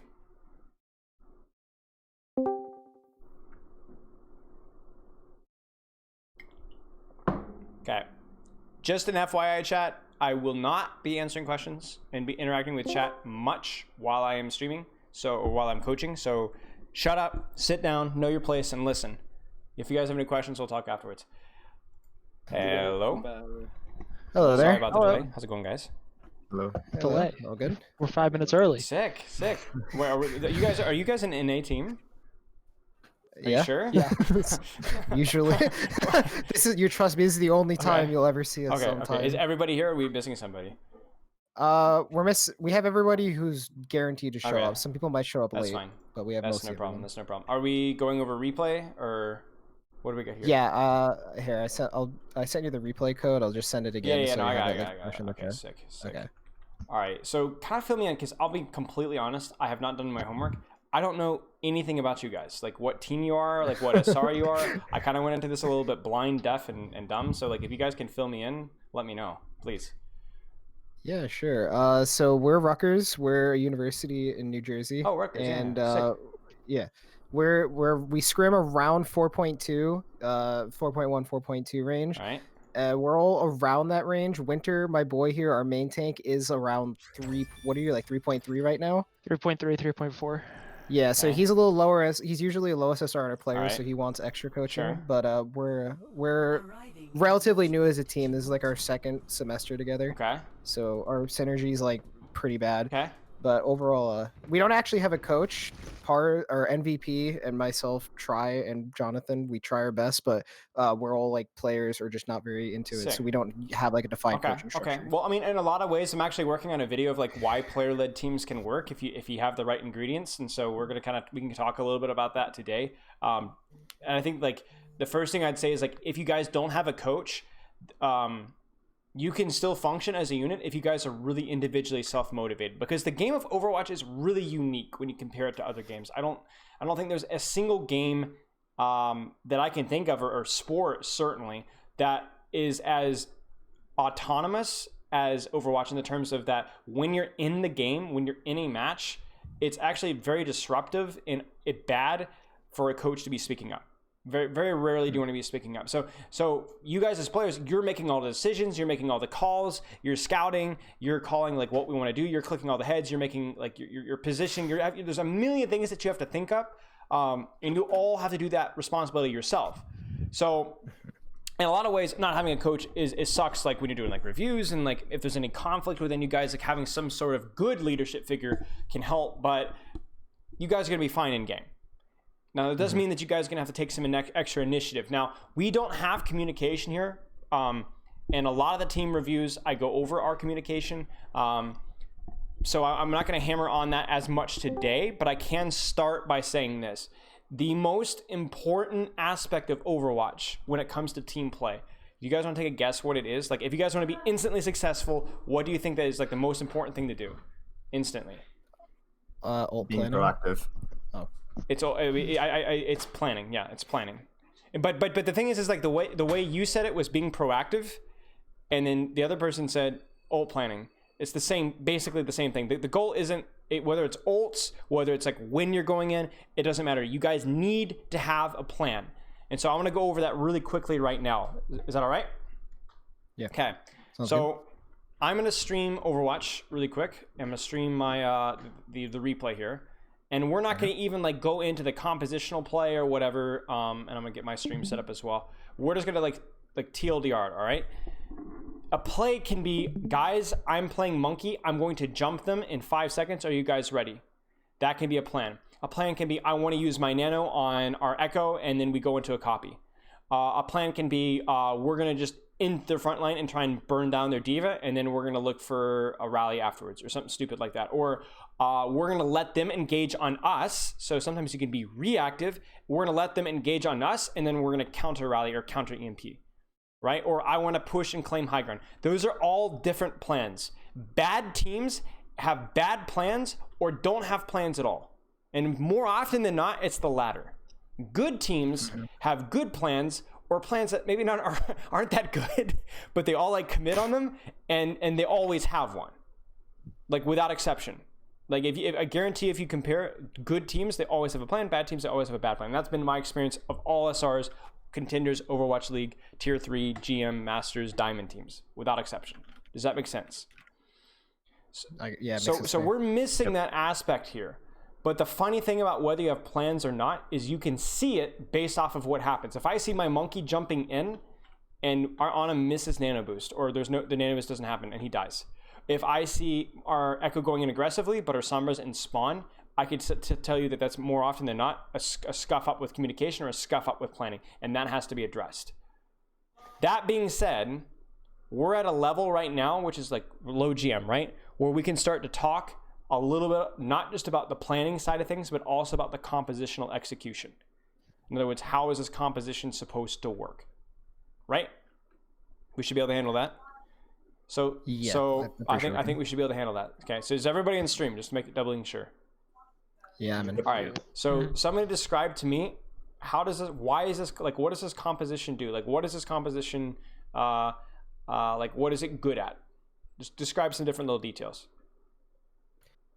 So the thing our comp I think does the best is we're good at singling out a target, especially with the Sombra. We can single out one target who we just want to kill at the start of a fight. Okay. And that's kind of like our play. Okay. What else are you guys good at? Charging nano. Charging nano. Sure. Nano is a good win condition for you guys. What else? Just spitball some stuff. It doesn't have to be like little things, big things, anything. They're grouped up. Echo. Follow up for Monkey. Yeah. Anything else? Echo messes up grouped up players. Yeah, sure. Yeah. So there's a lot. Diva eating. Oh, yeah, sorry. go ahead, please. Diva eating and an aid. Yep, exactly. So you guys basically nailed it. There's a lot of like high ground control and diving in and isolating targets, etc. If you guys had a perfect fight, like textbook fight against this composition, what would it look like? Your Monkey would jump in, and what else would we have? I think if I could hack either a Mercy or a Genji, like one of those things, they're Okay. just very squishy once they can't move. Sure. And diving in on that guy, killing him instantly, be able to turn and split their team is probably the Sure. best. So Sombra is like looking to hack or pressure. Your Echo kind of goes in aggressive with your Monkey. What about your D.Va? I protect my monkey. Probably, and he- probably protect your Monkey. Looking at their comp, most likely depends on the situation, but most likely going in with your Monkey. So this guy goes in. You're already in position. You take an aggressive angle. You can help your Monkey get in. What about On and Brig? What are On and Brig doing? Playing to be undiveable as well as but also keeping LOS of your tanks Ooh. for their dive. I like that. That's a really good way of Jump describing up. it. Being undiveable, but also contributing to the dive. That's a great way of putting it, right? So if you can land a nade, maybe you're in a really good position and you can greed a nade, maybe save a sleep for Monkey, but like you can greed a nade, you can land some shots, you can heal, you can get good LOS for nano boost. Your Brig has good LOS, so she can pack who? Who's she packing? Briggs not here, but Yeah, Echo, probably Echo Sombra or from time to Sombra, right? Depends on the situation. Maybe save one pack for your Ana, but yeah. You guys, you have like this. So I want you right now to visualize what the perfect win condition is, and it's a pressure window, not a dive, just a pressure window. When your Monkey's doing something, your Sombra's set up, your Echo's doing something, your Ana and Brig are set up or are going towards a good location, and your D.Va's helping out. Does that make sense? So we have an expectation of how we want this composition to be run at a pretty high level. Like that right there is fine. Like you could be diving backline, you could be diving high ground, and then clearing so you can dive backline. It doesn't matter. But that's every single time we see something happening, we want it to look like that. Correct? And so what we do is when we're learning is we set an expectation of what it should look like, and when it doesn't look like that, we have to ask a very important question: why? If I see my D.Va completely out of position, it might be that your D.Va is just being dumb and is being ignorant and making a bad decision.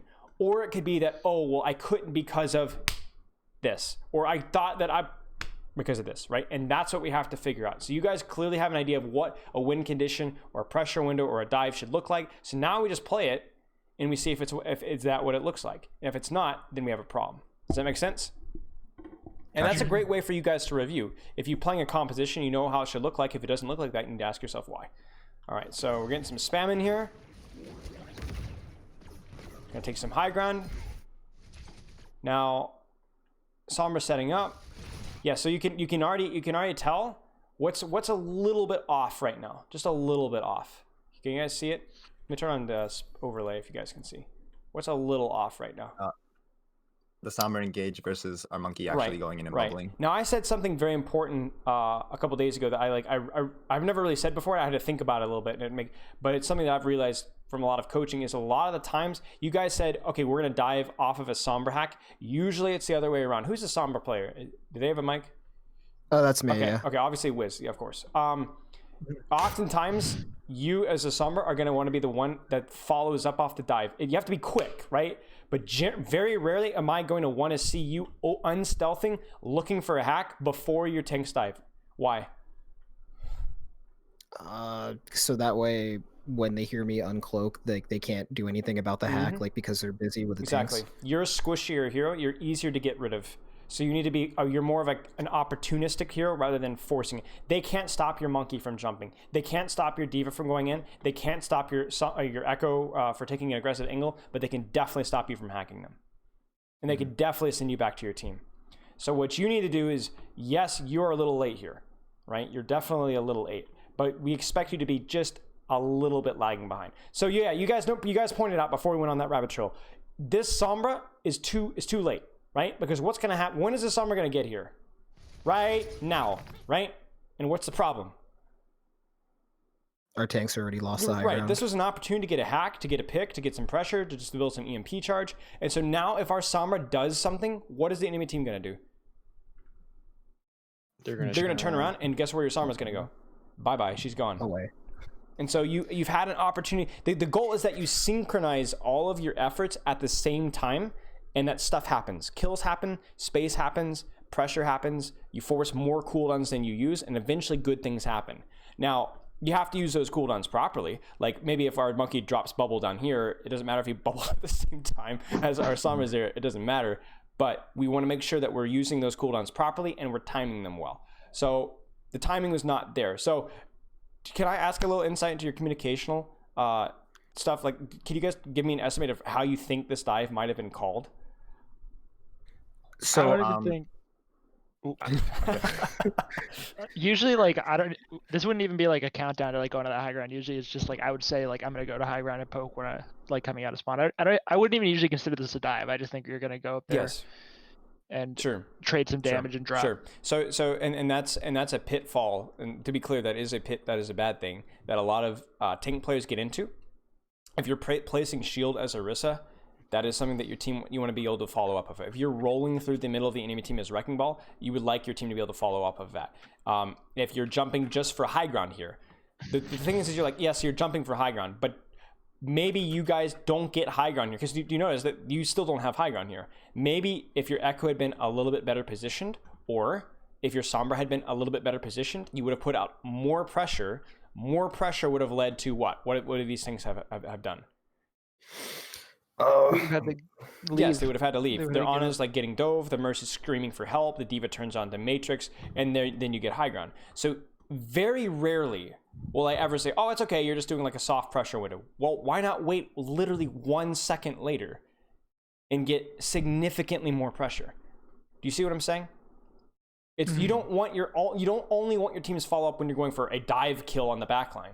And everything you do, every jump that you take, unless it's like the enemy team is just completely gone, then like if their enemy team is back over here, you don't have to say, guys, I'm leaving spawn. You're okay to do that. But whenever you're actively engaging the enemy team, try and synchronize that whenever you can. That's the goal. Does that make sense? Yep. Alrighty. So we don't really have high ground here. Their comp is really weird. I don't understand the logic behind their comp, but sure.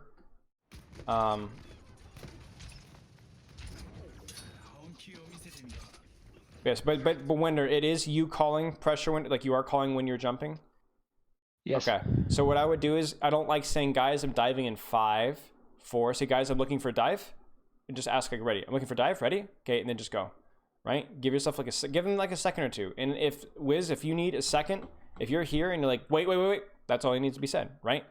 Just get a little closer. Because again, you're following up. Same thing with Fluff. Fluff doesn't have to be like the perfect position, but Fluff can be like, here. All right, okay, and then I peek out and I go there. Just give him like a second. Just a second. All right, so there's a dive. Now, we have to ask ourselves, is this a good dive? no. Why? What's missing again? Our Your Echo. You've just alternated. Because the Sombra now, I think, is in a good position. Like, the Sombra's following up afterwards. Do you see how the hack was gotten there? Very easy. Now, I don't know if they would have canceled the hack either way, but do you see how much attention your Sombra's baiting right now? Look at that. Look how much attention your Sombra's baiting.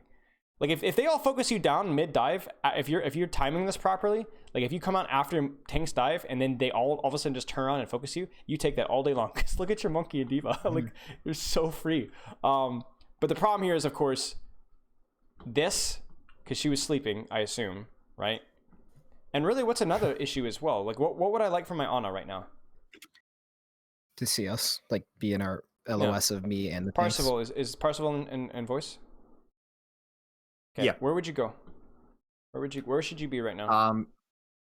I'd like to rotate left and then up the stairs, which we eventually do, but that's like 3 fights in. Yep, you should already right now be in, because that's another thing. When they're actively trading, that's an opportunity for you to rotate for free. And as you're rotating, you're supporting. Maybe you go look for a nade, like you look to like nade up here or something goofy like that, and you have good LOS. The problem with this positioning here is this right here. This is your LOS.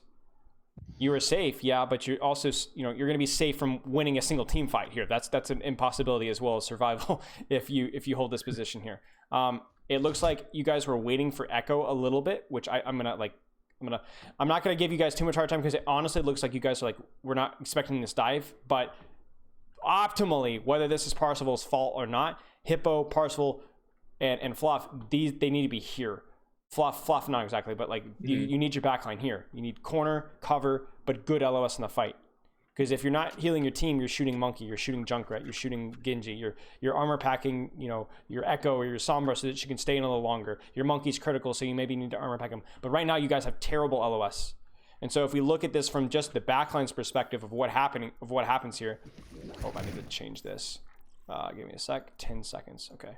Well, if we look at this from Backline's LOS, there's a sleep. There's a sleep. She's waking up. She's just poking, and now she's completely behind. Like, completely behind. And this is a 6 versus 3. So maybe this pays off, but my expectation is this probably won't do a whole lot. Oh, we get a kill. Brilliant. How did you get that kill? What? She was hacked. I think I got her about half, and then Fluff just followed up. Oh, nice shots. There you go. Okay, so yeah, the hack was huge there. And then, okay, so like, nice job, but I don't want you to have to just click heads, you know, and get the right hack. Like we basically, like, you have to look at Overwatch as like, it's good team play and good individual play.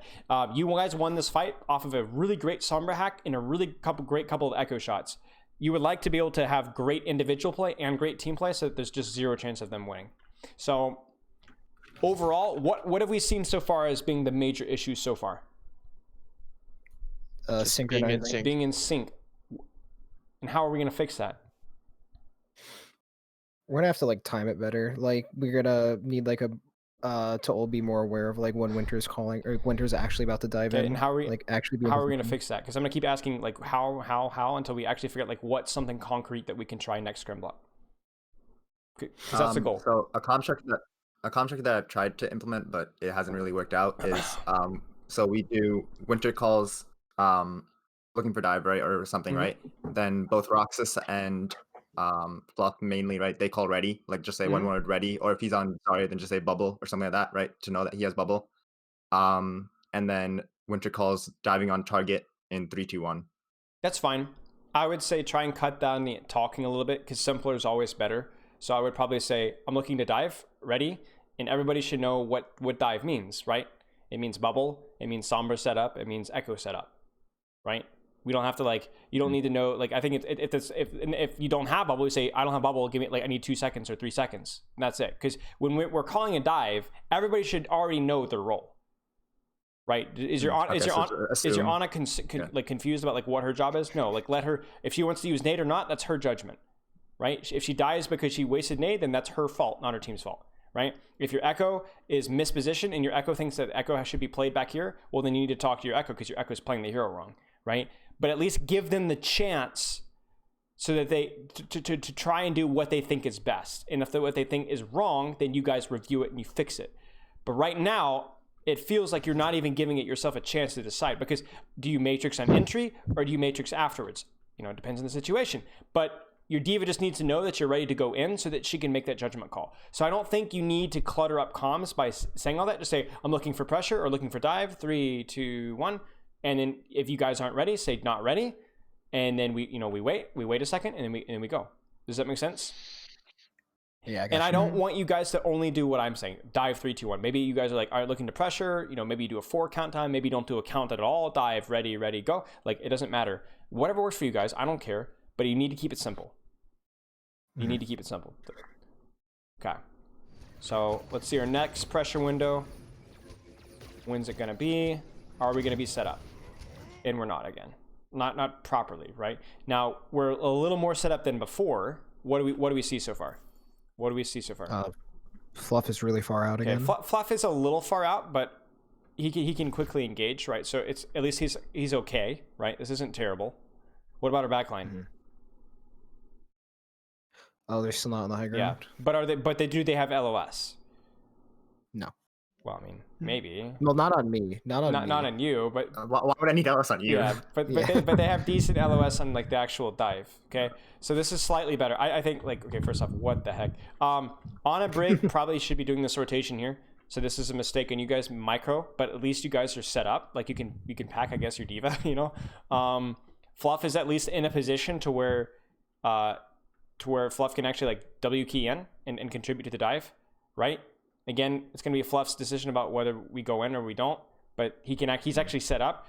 Now, who's not set up though? Or at least not really well. Yeah, this guy, this goofball, yeah. Right? And again, I don't know why that's the case. Do you guys have any guesses why? If not, no big deal. I'm pretty sure I hacked the Sombra. I mean, I hacked the Ana, and then the Junkrat runs on me and I start running away. Because I think I started in position and then I left position. Yeah. So what's the issue with this right here? Can you guys guess? no one else applying pressure, so they can all just turn on the Let Sombra. me give you a little hint here. Look at here and then here. So you guys already know that I talked about, okay, I like tanks going in first and the Sombra immediately afterwards. But this is even worse than that. Look, do you see it? We can't even reach You can't it. even, well, not even that you can't even reach it, because a hacked Ana, there's no nade or sleep for peel, right? So it's still useful, even if you can't dive the Ana. But do you see do you see the issue here between the two targets? I'm tabbing one more time. What's the cooldown on a bubble? Oh, he doesn't even It have doesn't it have yet. bubble. Even if you land this hack, you can't dive. So even if you guys really find success off of hacking then diving, which I think is bad, but you know, you can make it work, sure. You can't do it. You don't have bubble. You're not ready to go. So this hack is worthless. And it's actually worse than worthless because it's going to force you to miss position when the dive actually starts. Now the junk chases you, so I guess that's something. Like it's better than nothing. But do you see the issue here? This hack is now gone just in time. Like, look at that. Damn. That's just awful. That's just awful. You hate to see it. And it could have been a lot worse. That's how you get yourself clear to Sombra, because what did they have to look at right now is like right now, what do they have to look at really? Basically Nothing. just Air. fluff in the distance. Yeah, fluff, Air. a little bit of pressure, but really air. Like it's maybe a little fluff, but there's nothing. So they literally can all turn on you, remove you, 6v1, and then take the 5v6 immediately afterwards as your team dives. Because it's a great hack. Like it's a nice hack. It's good job, nice job. But you would like to get this hack here and then stay here and just go, you know what I'm saying? And you're not gonna be able to do that. I mean, look at the ult charge right now. Like you've been in a good position 2 times in a row and you're walking away with a mostly passive ult charge. That's a red flag for timing. It's a huge red flag. Sombra is one of the heroes where if you're timing wrong, you don't do anything. And so that's a big red flag there. So Winter is definitely the lowest ranked player, and obviously someone who I'm going to be harping on the most with timing because he is the main tank. And when you have a 12-second cooldown for bubble, you kind of tend to be the one that everybody wants to pay attention to. But this is a team-wide issue, right? We've got an issue with rotating here and peeking at the same time. Echo's maybe not as aggressive as Echo ought to be. Sombra's mistimed a little bit. You know, D.Va has an easy job. D.Va just has to look at her main tank, and you know we can go over micro maybe a little later. But do you guys have any questions so far? No, I'm getting. I think I have a Pretty decent. clear. Okay. Yeah. Okay. What did you say, Wiz? Oh, I just said I think I have a decent Okay. idea of what's Okay. going on. I actually have a Yes, question. please. This pertains more to like the next fights, but you'll see it happen. When on like maps like this, right, where the cart goes under the bridge and stuff Yep. like that, who would you recommend going on point in comps like this, or where we have like if you have a Mercy inside the brig, or if you have a Tracer inside the Sombra, same thing. Like, who would you recommend going on the point when I want to take high I ground? was just about to actually talk about this, so this is perfect timing. Well, no, you guys tell me. Because our idea was that because this was like a week ago, Mhm. right?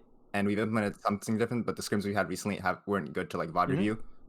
So we've implemented some stuff differently. So we started with the Echo, Mhm. thinking that like she can still fly to help it dive Yep. usually from Yeah, cart, that's true. and sometimes it's the D.Va depending on the comp. If you have like a ball D.Va Yep. comp, Echo is okay. The problem with so what you want is you want a mobile hero, right? So that they can leave the cart to go contribute elsewhere, correct? So that was good. But you also want a hero that's not going to get poked out or dueled too easily.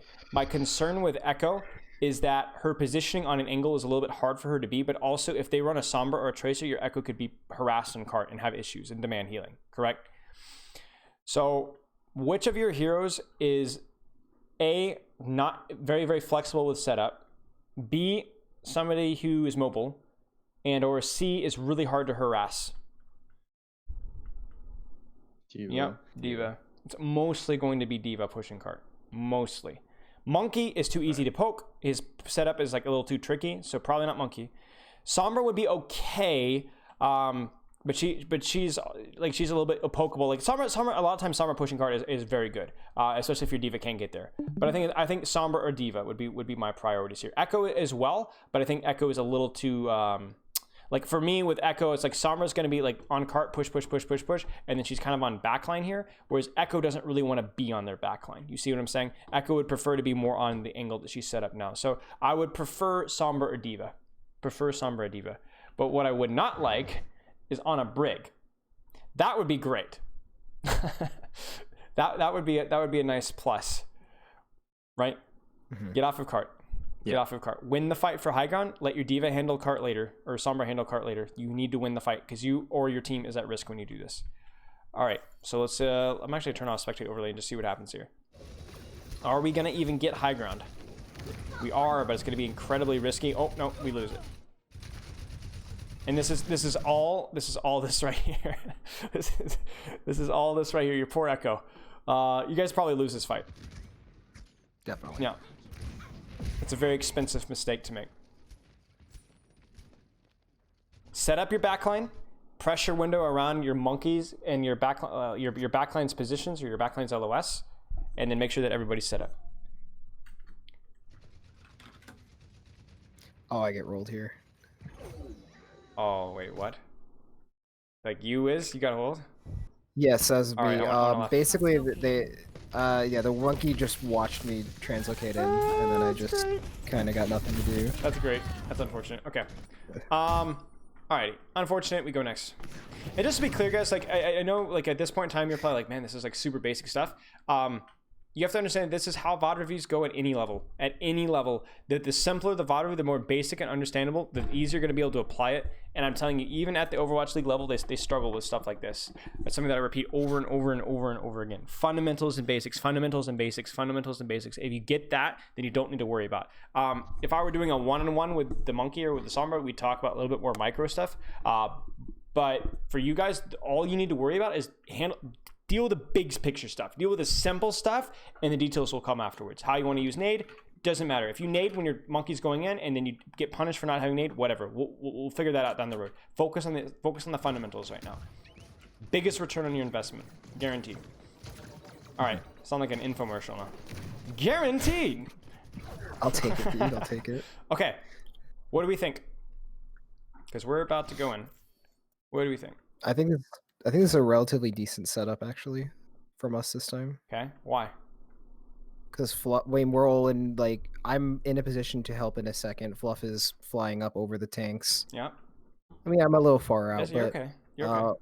yeah, You're fine. all in all, I think it's Yeah, decent. yeah. Actually, and really, Sombra backline is not something you always have to do.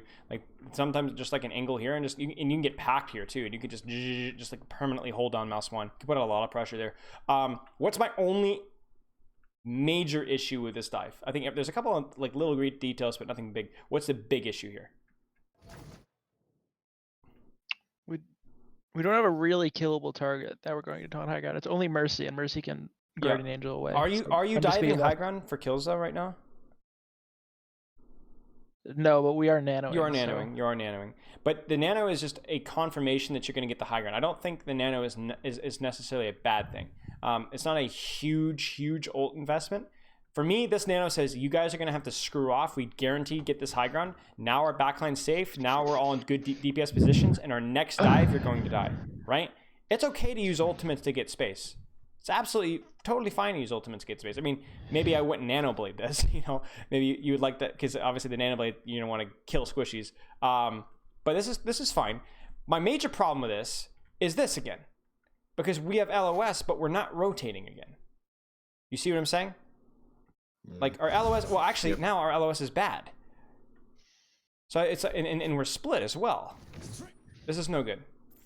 This is no good. You guys, we need to be thinking ahead of time. Like you should already have an idea of where you want to rotate ahead of time, and you should get to work on it. Does that make sense? And do you understand Parzival and Parzival and Hippo? You said Hippo isn't here. Okay, yeah, he's not here. I'm here. No, Hippo's here. Hippo's here. Oh, okay. he has been mine. Okay. Why is high ground important for you guys here? There's a couple reasons why. You're a lot more diveable when you're on low ground. Our LOS is hard because unless our monkey's like poking the corner, we can't heal him. Yep. And the third reason why is next fight, where are you going to want to be positioned? If you win this fight. On blue yeah, box, you're gonna be probably. maybe either blue box or you're gonna be one of rotating in towards here, and you want to do that as safely as you possibly can. You are going to, as 6, clear this high ground, make them drop, and then you guys can rotate from there. But you're never gonna want to be under. Like, that's never ever gonna be your responsibility. And you don't want to rotate through here because it's very, even though it's like, hey, okay, like maybe I'll contribute a little bit. Your LOS here is awful, and you're right on top of the enemy team. So, not a fan here. So we're gonna slow this down. Nice hack, nice bash. You'll take that all day long. So you guys just stabilize, retake space.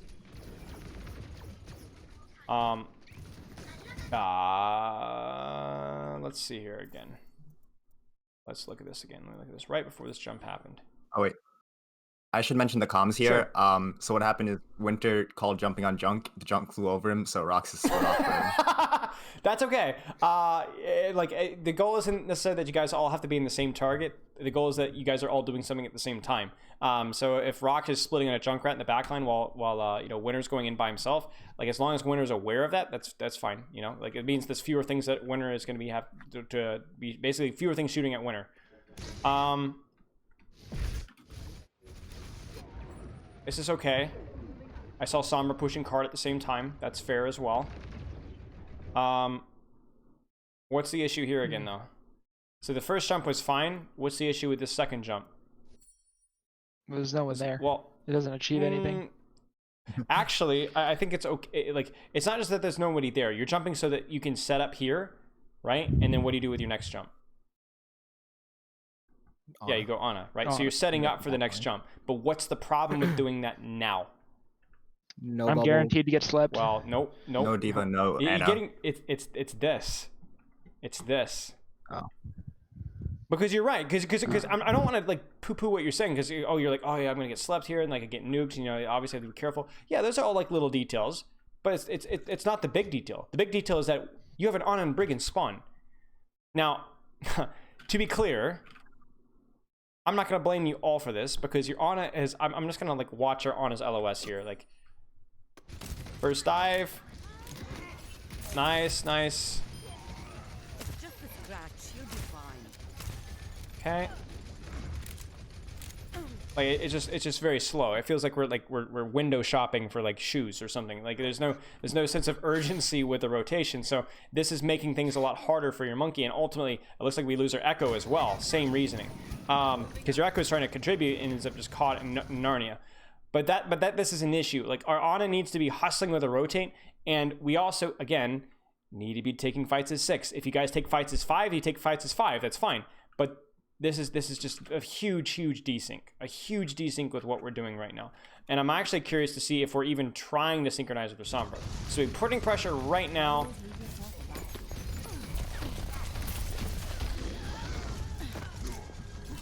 Yeah, so we're just a little desync with what we're doing. Okay, so now we're rotating, but unfortunately we've already lost somebody who we shouldn't have lost. And now it's just a mess. Okay. Does anyone have any questions so far?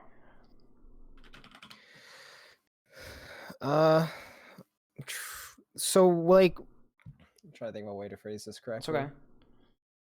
Is it our duty? So like when we're doing like these rotations and we want to be waiting, is it more on? How do I describe this? I think I know what you're gonna ask, but I want to see you struggle and like. Is it on, is it on us to be faster, or is it on the caller to wait longer? Like, do we have to be faster, or is like, or are we setting up too So fast? let's put it this way. Could you have been faster the last 3 fights? As our support line, I think could have been Okay, faster. yeah. Well, I'm gonna Parsival's in Hippo's here. Parsival, Hippo. Could you have been faster the last 3 fights? Yes. I realized. I think it's this fight. I realized that, and I go left great. finally. So you scuffed it up. You threw the team fight. Shame on you. Winter, could you have actually paid more attention where your supports are set up and when they're in a position to help you? Yeah. Screw you. You're a terrible main tank. Shame on you. You threw the team fight. You see you see my point? All it takes is one of you to correct your error, and the error is gone. That's all it takes. If both of you do it, you guys are going to be scrimming, San Francisco Shock next week. You know what I'm saying?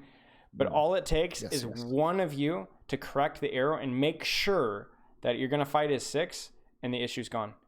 Now it's not maybe not optimized, but it's fixed. You know, your Ana might still stand AFK on main, but at least and you know, you as a support might be like, holy cow, my monkey's just like way super proactive, but I'm gonna try and match his tempo. And you know, and you as an Ana could be like, yo, Winner, chill out, dude, I'm rotating. And you know, or you could be like, hey, Winner, I'm rotating. Wait. That's all it takes. And basically now you know when Winner says, are you okay, ready? Okay, I want to dive. Now you know what that means.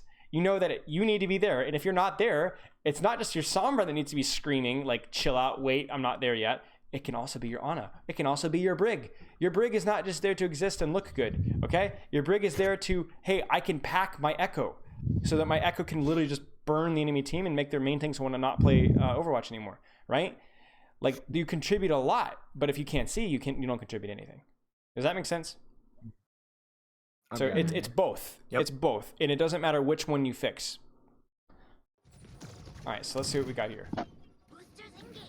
And this is just dive fundamentals. You take space. You can dive here. You can dive here. I don't care. Just take space and have angles set up. And if the enemy team is playing really aggressively, fight for those angles. But make sure that when you're fighting a 6. You're always fighting a 6 without exception. This isn't ranked. There's no excuse to not be to be desynced, brother. Okay. Let's see what happens here. Taking space. Nice. Where's my Echo? Can't find my Echo. Where the heck is my? Oh my gosh. That's insane. Okay, there you go. My Echo's not getting enough support. My Echo's not getting enough support at all. So I'm picking on Micro a little bit here when I see it, and right now I'm seeing Echo's not getting packs. Yelling got lost. I had trouble finding him. Okay, I would make fun of you, but I'd be making fun of myself, and obviously I make no mistakes and I'm perfect. So if I had a mistake, then obviously it was completely understandable for you to make the same mistake. But yeah, this is my problem with this is that you're reacting to the I need help restored when you should just always know where she is. Period. Like this is where the heck He's hiding from Zombie, somebody. right. This is your buddy. Like your job. This is as Brig. This is your job. Now this could be a Tracer. This could be a Genji. This could be a Sombra, a Doomfist. I don't know all the comps that you guys play, but any mobile hero that is taking an aggressive position, that is your responsibility. And you should never, ever, ever go, oh, where are they? You should always know where they are because you know, like, it's not just when they're critical when you pack them. They've taken a little bit of damage. They're taking an aggressive position. You pack them. You don't pack them now, but right now, you should already be packed. Like, you should already be looking at them and you should already be packed. Instead, you're just like, you know, you're rotating, obviously, but you don't even look for them. You see what I'm saying? Do you see what you're looking at right now?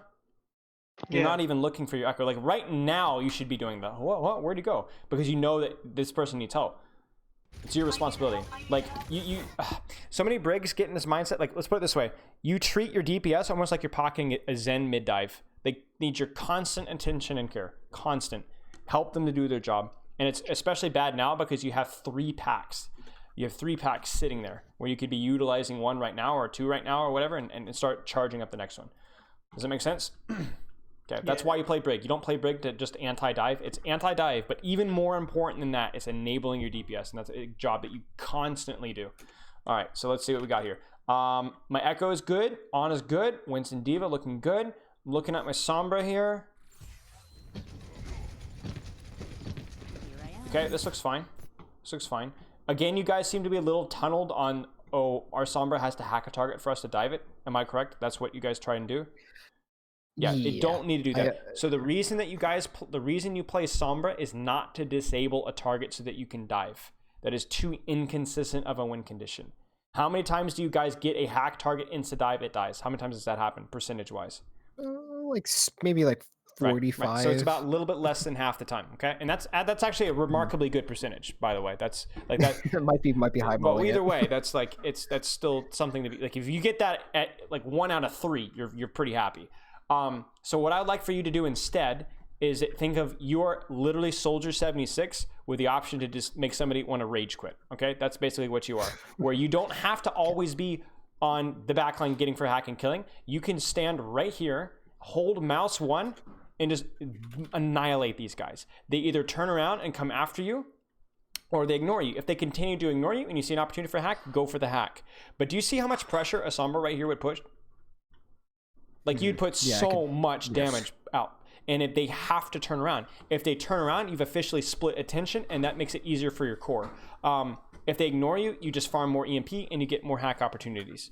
Don't force your, like, a lot of Sombras think that, like, I'm only here to right click and then shoot afterwards. Sometimes you just shoot. Like right now, I would not hack this Junkrat. Well, maybe it depends on like maybe he can conk away. So yeah, maybe the hack is okay, but like I like just shoot most of the time. Just shoot. And that was a big thing with the Sombra Reaper. Did you guys are you aware of like the Winston Sombra Reaper meta that was like a little there like a couple months ago? Not a couple months ago, like 6 months ago. Yes, we did stream it. We did not play Sombra. Right. Though. Okay. So the way you played it is you just had your Sombra on an angle and just held mouse 1. If the enemy team tried to scuff with you or got a little too close, you right click them and that was it. But then you literally just held mouse 1. Sombra damage is actually pretty darn good. It's pretty darn good. We actually switched our Sombra player, which our Sombra player used to be our Flux DPS, which is why like we actually wanted a lot of info on Sombra. Like Yeah, makes sense. Makes sense. Sombra map. Sombra's a deceivingly easy hero to pick up once you understand that, because you start it feels less miserable to like try and get these hacks and like your entire my entire win condition is to get this hack. If I get it, I fail, I suck. You know, that's just not it at all. Okay, so a little concerned here. You know, we got the Junkrat kill, but obviously this is a little scary right now. We're pretty split. And not in a good way. Like we don't really have this high ground cleared, so I'm really scared for our backline. So I want our backline to play really safe here and wait for my my Winston D.Va Sombra to come back and help. Nice, brilliant. Nice. This is good. Nice. Okay, I probably would not have re-entered stealth here. Like for example, right now, why are we not shooting? I think we're setting up with the mindset that we just need to EMP immediately. Right. We're like, yeah, but you don't really need to. There's no real rush here. Just shoot, and that's another thing. And that's another thing with Sombra as well. Unless you have something that you need to like you need to. Okay, they're about the Nanoblade. We need to EMP. We need to go now. Don't even rush your EMP. Just sit there and shoot and wait for an opportunity to EMP. Right? Just wait for an opportunity to EMP. If you see an opportunity, if they drop and they start to come after you, you EMP. Your team follows up you to kill them. Just don't rush anything at all. Never ever force things with Sombra. So are you saying that because EMP is, from my mindset, has always been like a great engaging tool? You're saying you don't have to use it to start a fight necessarily? It is a great engaging tool, but if you're in a great position. If the enemy team is denying those positions or they're playing like really, really split. For example, teams like I'm sure you guys, hey, this team has EMP, and so what they do is they'll split up everyone across the map. Have you guys ever had that before? Like dealt with that? Yeah. Then don't worry about it. Don't EMP. Just take the fight. Just say, okay, they're all split. They're all in terrible positions. All right, we're just gonna one by one clean them up and force them to do something about it. If they do nothing about it, you win the fight without having to EMP. The second that they all try and clump and try and like turn the fight, you EMP. Don't force it. Like right now, if you're like, hey, this looks like I can maybe throw a translocator and get a good EMP, go for it. A little risky. You might get slept. I'm gonna laugh, but you know, like don't worry about it. Like right now, I would be shooting. If they drop, then EMP. Because if you look at it here, you're like, how many people did you EMP? 2. Not good. Not terrible, but not good. Did you staying in stealth increase the number of people that you EMP'd? Absolutely No, not. Exactly. You would have gotten 2 either way. You would have gotten at least 2 either way. So instead, what you've done is you've kind of removed yourself from the fight the entire time. The only time I think you should stay in stealth until you directly, before you EMP, is when you know that they're going to instantly turn on you and clear you out. So you have a very tight window. Does that make sense? Like, like if you were to like try and EMP here, and just decloak and chill, you're going to get shot and zapped and all sorts of stuff. So that's where you go quick. But we're getting a little bit too deep into Sombra micro here. So like I want to see us clear high ground and hold high ground right now. So let me turn off this overlay here. It's a little visually big. Did you rehack D.Va as well? I did. All right. Typically, because I don't know. It's just I don't see reason not to. I guess. I mean, it's a damage drop off. True. Yeah. And there's damage you could be putting out right now. So and it also puts your hack on cooldown too. So right now, your EMP is not like when this EMP expires in like 4 or 5 seconds, you're gonna have to wait another 2 or 3 before you start to hack again. So you're stacking it for essentially basically 3/4 of a second at the expense of not being able to hack in 2 or 3 seconds, and at the expense of DPS. So not a fan. The good news is that look at this battlefield, guys. Who has the positional advantage here? We do for sure. Yeah. You guys have a huge positional advantage here. These guys should lose this fight because you have the high ground, so you guys are safer. Their Ana is matching you in high ground, which is really scary for their Ana because now you guys can directly dive. I mean, look at what your monkey's doing right now. Now, mid-fight, things get chaotic. So what does our monkey need to call when he's doing something? Does he need to call like a specific dive target that everybody follows off of at the same time? Who he's Not chasing. necessarily. No, he doesn't need to. All I need to say is I'm jumping, I'm pressuring Ana. That's all. Because right now, does Monkey need everybody to help him dive this target? Absolutely No. not. Even if he gets slept here and naded and he gets his bubble, like, it doesn't matter. All we need you guys to do is do something at the same time. Sometimes your Sombra might be busy pushing cart and she can't follow up with dive. Maybe your Echo is like dueling the Genji in the back line. The goal is that your guys are synchronizing your pressure at the same time. This is synchronized pressure. This should work. Doesn't matter if you're yeah, exactly. Like, it doesn't matter if your monkey slept. You did the job. You got the space. You win the fight. Easy. Now, obviously, there are advantages of being on the same target at once, but mid-fight, sometimes that's just not possible. Okay. Now, I think my main problem with this here is, let's what's the problem here? What's the main problem with this setup here? What do you guys see that's wrong? I think our supports aren't in a safe position right Yep, now. your support's in which they misposition, gotta but it's die. not just your supports. Who else is misposition?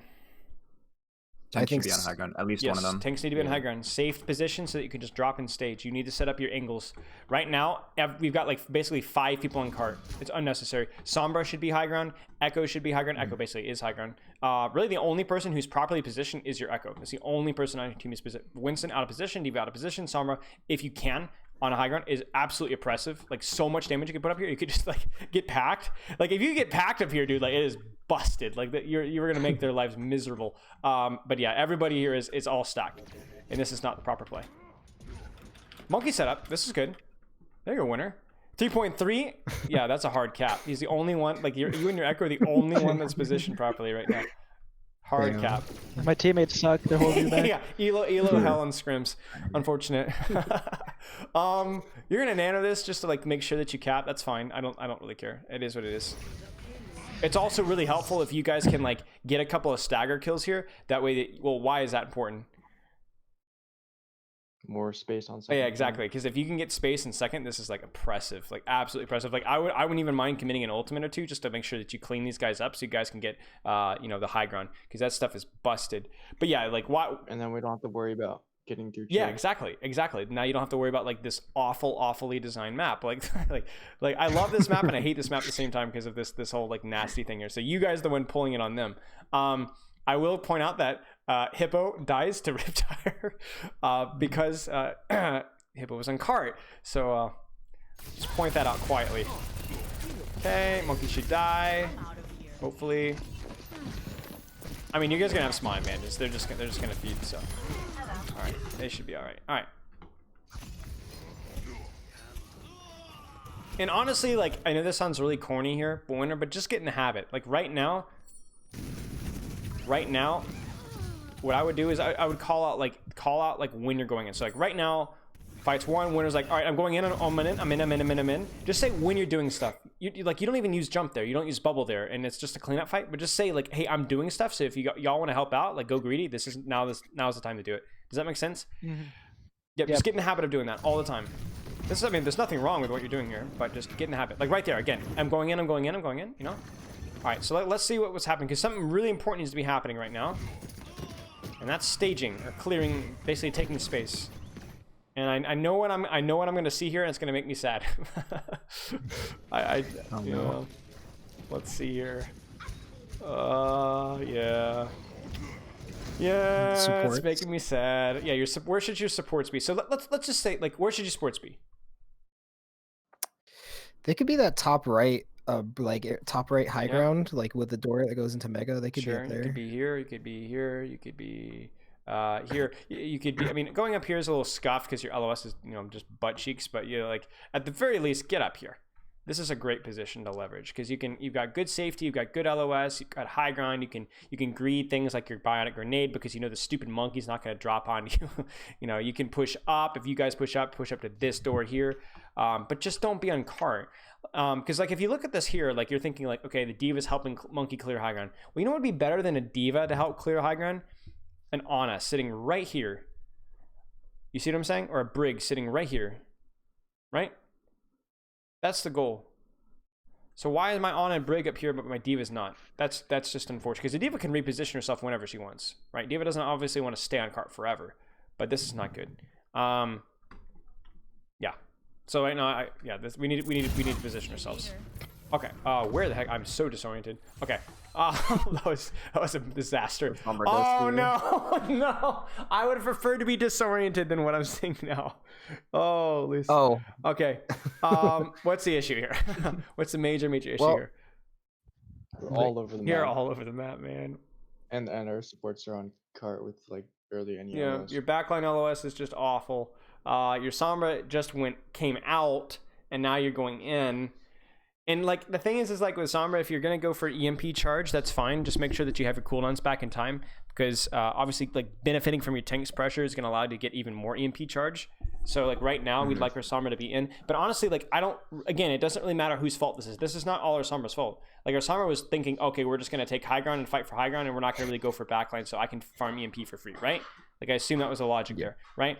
And our tanks are like, okay, our Sombra's in really far, so if I dive in them, like even if we're just farming EMP, then I can like maybe help my Sombra farm EMP more by just putting a little pressure and then just jumping back out again, right? Those are fair like assessments. But the problem is you guys are making good assessments with different conclusions of when to go, and that's the problem. I think my mindset was that because we like to initiate our dives with a hack. So I think I was trying to position to get a hack off, and I didn't get it. But I did get both the cooldowns out, so it's kind of like effectively a hack. Is that still not good? No, it's not. Like that's still like less. No, value? it's still not, Okay. because you know Matrix, Bubble, etc. Those things are likely going to be able to like deny those value of those cooldowns as they are. Not to mention every single time you go in, you risk getting slept. So like if we look at like what Eeyore, I can't believe I just said that, but if we look at what Eeyore does here, like if that sleep lands, you're done. Like you baited it, like nice job, but if that sleep lands, you're done. Goodbye, sayonara. You know what I'm saying? So it's like if your Monkey D.Va go in, they're not even looking to sleep you. They're looking to sleep your Monkey, who's going to be Matrix and who's going to have Bubble and who's not going to likely die instantly if he gets slept. Meanwhile, you're just AFK, just holding mouse one, looking for hacks, whatever. But do you see like the risk of going in by yourself here, or not necessarily going by yourself, but leading these dives? Yeah, no, I Because you're definitely instantly see it. out, even though you did force 2 cooldowns, instantly out. Bingo. Oh, I forced nade, guys. I forced sleep. But like at what cost? I would rather have another person than another cooldown. And the enemy team to have another cooldown, if that makes sense. So this is not good. Not good at all. Your winners might even like you guys get a kill, but again, this is just a micro play. This is just them scuffing up and or you guys capitalizing off of it. Like yeah, this is not good. I'm sorry, what? That was a nasty sleep. Okay. And this is also atrocious. You see the problem with this as well. The timing causes like. Yeah. You see what this Yeah, forces? I Like can see this is so bad. Like it's really unfortunate what we're forced to do when we put ourselves in bad situations. Okay. Oh, he just stopped on the boxes. That was like partly good sleep and partially just complete luck. Well, You're a little lucky. that's pretty. That was pretty funny. Nice sleep. Okay, so this is good. Like we have the positions here. Would love once again if our Ana and Brig run better, like on high ground here. But like at least right now we're kind of all in. You know, like we're kind of all in. Winner, you can probably just primal this if you need to. I respect the fact that you're not trying to. The sleep does its job, even though they wake him up. It doesn't matter. And this is just GG's here. Should be GG's. Pretty sure. Should be GG's. Should be GG's. Should be GG's. But do you see the really scary part about all this though? What's the scary part about all this? The part I'm not super happy about.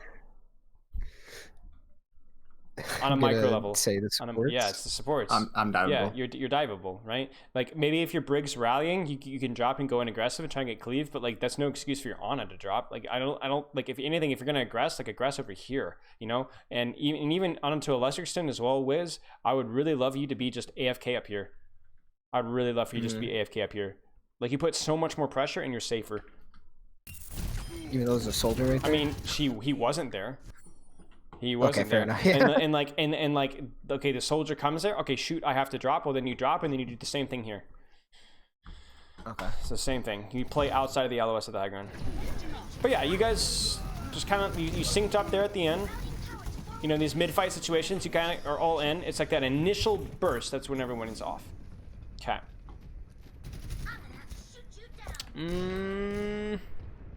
I would really. If possible, if you guys get enough staggers, getting your Ana Brig up in here is pretty sweet. Obviously, if they're running a Widow, that kind of changes things for sure. But you know, you at least want to get set up there, and then okay, oh shoot, they're on Widow. Okay, we're gonna go inside here and like play like this area, or maybe you could play like, where the heck is this thing? Play here, or you could play like, go for a greedy play here. But you kind of see what I'm saying? Because if you look at their composition now, if I were to draw like a line straight forward that's red, you guys, and a line straight forward that's blue. Which line, if you clump them all together and just W key in the open space, is going to win? Which team? Yeah, they are. Exactly. They have just a metric butt ton of damage in one direction.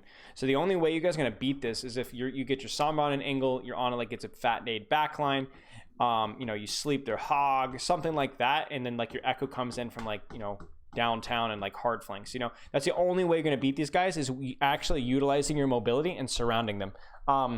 So I think that's like another reason why I want your Ana Brig to push up. But hopefully you guys have recognized this win condition and execute off that. Obviously things are a little different in the chaos of scrims and stuff, but let's see.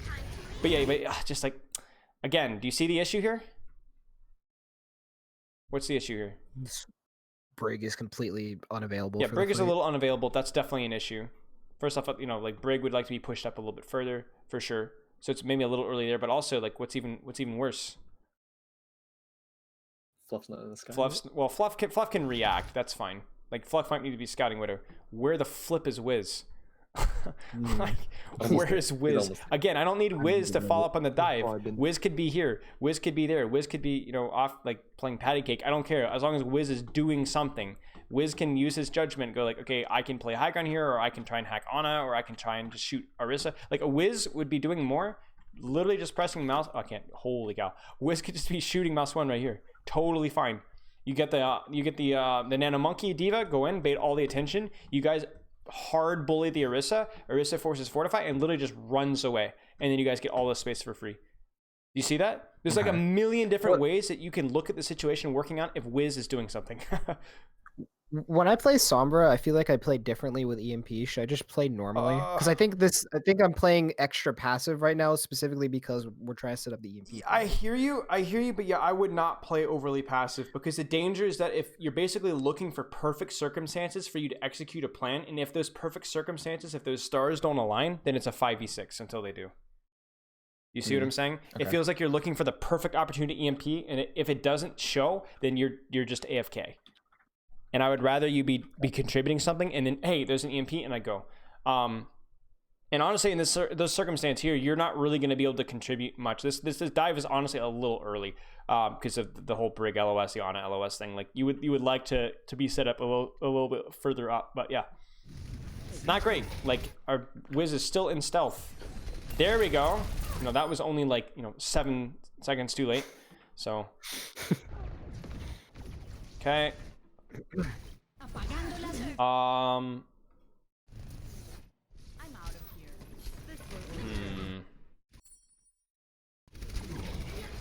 What's my issue with this EMP?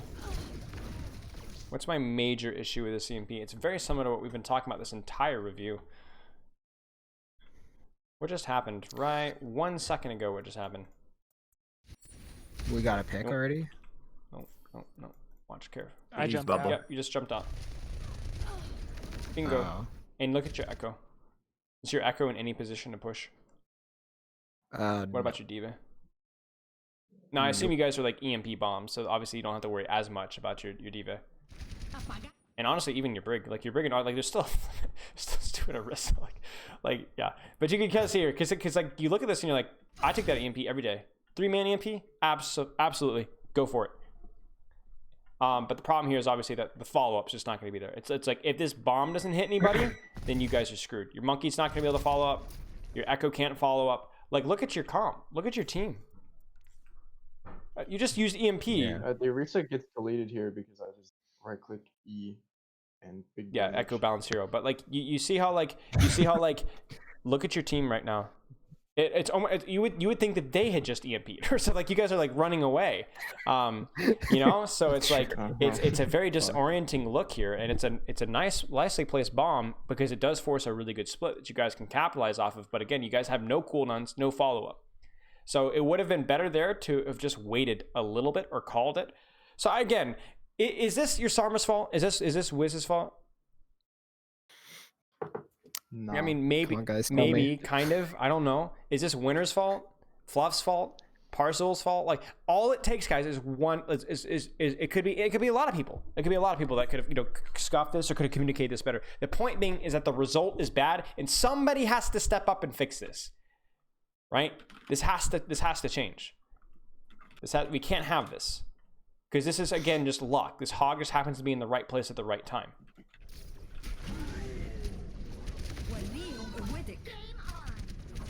Okay. See, even like this, Fluff. What's the issue with this? Just even this is just a micro little. Okay, Fluff just peaked a little too hard. Fluff, is this a pretty bad? Yeah, angle. it's a bad angle. Oh, it's 50 health. You're 50 health. And what's not in front of you right now? What do you not see? Do you see any red at all? Besides, okay, let me rephrase that. Do you see any of your teammates in front of you, around you at all? No, there's nothing to create space for you at all. There's no Sombra pressuring. Yeah. There's no Monkey. There's no D.Va. There's nothing. Absolutely nothing. So this is not even an aggressive angle. This is really passive. Like you've been going in all over their heads. I want you in their spawn. I want you literally just flying out over here and just BMing them by standing directly over the spawn door. I don't care. Do it all you want, but do it when there's actually like pressure. This is also 1v6ing. We've flamed Winter with being mistime. We've flamed Wiz for being mistime. Well, now it's Fluff's turn. This is bad. And I'm actually curious here. How many armor packs do we have? Oh, come on now. Why isn't there? Okay. Oh, there we go. There we go. Okay, no armor packs. I'm just curious. Why are we always so low on armor packs? What's going on here? We are always on 0. Okay, armor pack. Fine. Armor pack. Sure. Oh, you bad man. Shame on you. That is a D.Va behind cover. What are you doing?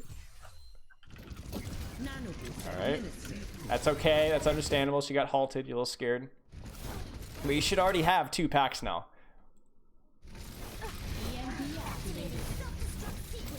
Yeah, okay. Okay, that's a full HP. I think that actually caught the Echo. But did it? Did it? Sad. I think Unfortunate. No, don't do it, please. They're on cart. Ah!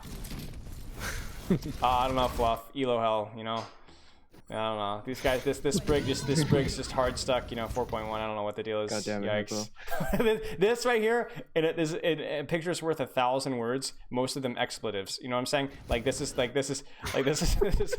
really all we need. This is all we need to see. This is not good. So, yikes. Okay. But hey, look what we got here. Uno, dos. Tres. Look like we're taking some space on the left side. It's just, I wish we had Echo. Like, unfortunate. We're not gonna win this fight. We actually had a conversation when we went over this map. So okay, so Winter and I, Sombra and Winston, we take the left door from this perspective, and then D.Va solo takes the right door. We were talking, should we have both tanks on the right door? And just there's one mistake that both of the tanks are making when how they take the door. What's the mistake with this right here? you shouldn't use an ability. You should just be poking Right, the corner. well, not even poking the corner. You should be behind the corner. Make them walk out into space before you use an ability, before you even zap them. It's like holding Numbani first, right? You don't stick your stupid fat... we just talked about this in my stream earlier, actually. You don't stick your fat, ugly face in here because they just have to sit. They could just do this, beep, boop, boop, right? You got to make them... they got to actually commit to the no man's land before you actually commit a cooldown. So don't stuff. Don't ever stuff. The only time where stuffing is good is when you we're guaranteed gonna cap card here. All we have to do is slow them down a little bit, like King's Row third, you just stand outside door while the card's like 1.1 meters away and you just cap easy peasy. But like stuffing is really bad if you don't actually stop them from if you can't cap the card fast enough. So these guys are stuffing. That's a lot of abilities, a lot of pressure wasted for what? And to annoy an Ana a little bit, like that's not worth it at all. But it's not just that. I want you to look at your D.Va as well. Do you see the issue here? You do the same exact thing that your monkey did. You go out and you stick your fat, ugly face in the door.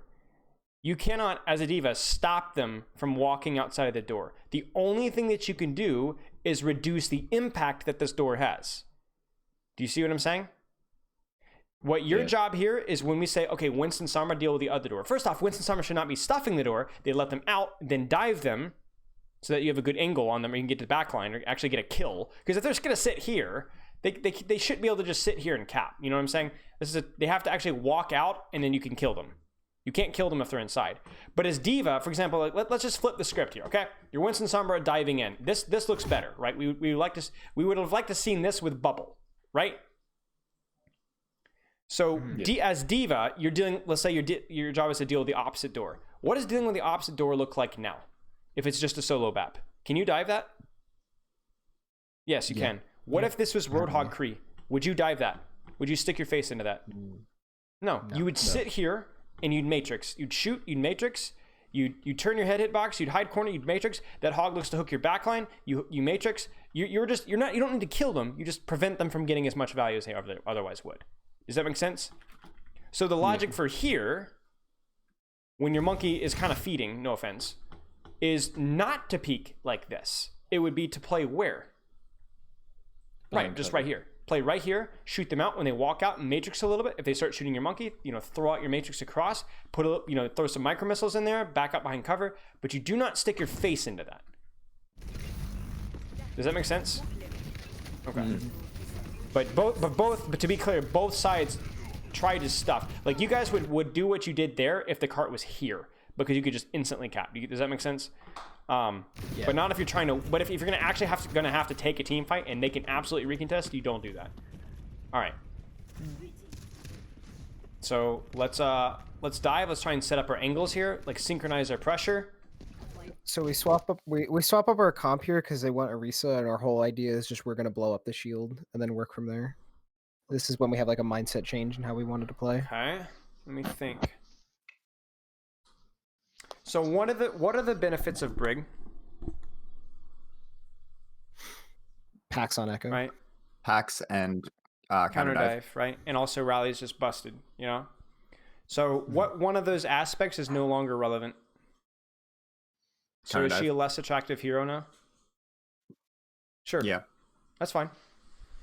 There's a logic there. I wouldn't even like just that's what you look at. So yeah, that's totally fine. So now you want your Echo like legit hard flanking, and that's pretty much it. Let's take a solo flank. Okay, so this is really okay. Well, let's we won't go over. I'm just kind of curious here. Okay, so that ain't it. Okay. Oh, you went Hanzo too. Yeah, so I went because we were like, oh, what's a spam hero? And then I think we just said Hanzo, and then I went that so I could destroy the shield with Storm. Yes, but also, let's put it this way. You have, basically, when you're playing Mercy, it's not just the spam, it's also the fact that, hey, our Echo can hard flank and dive, right?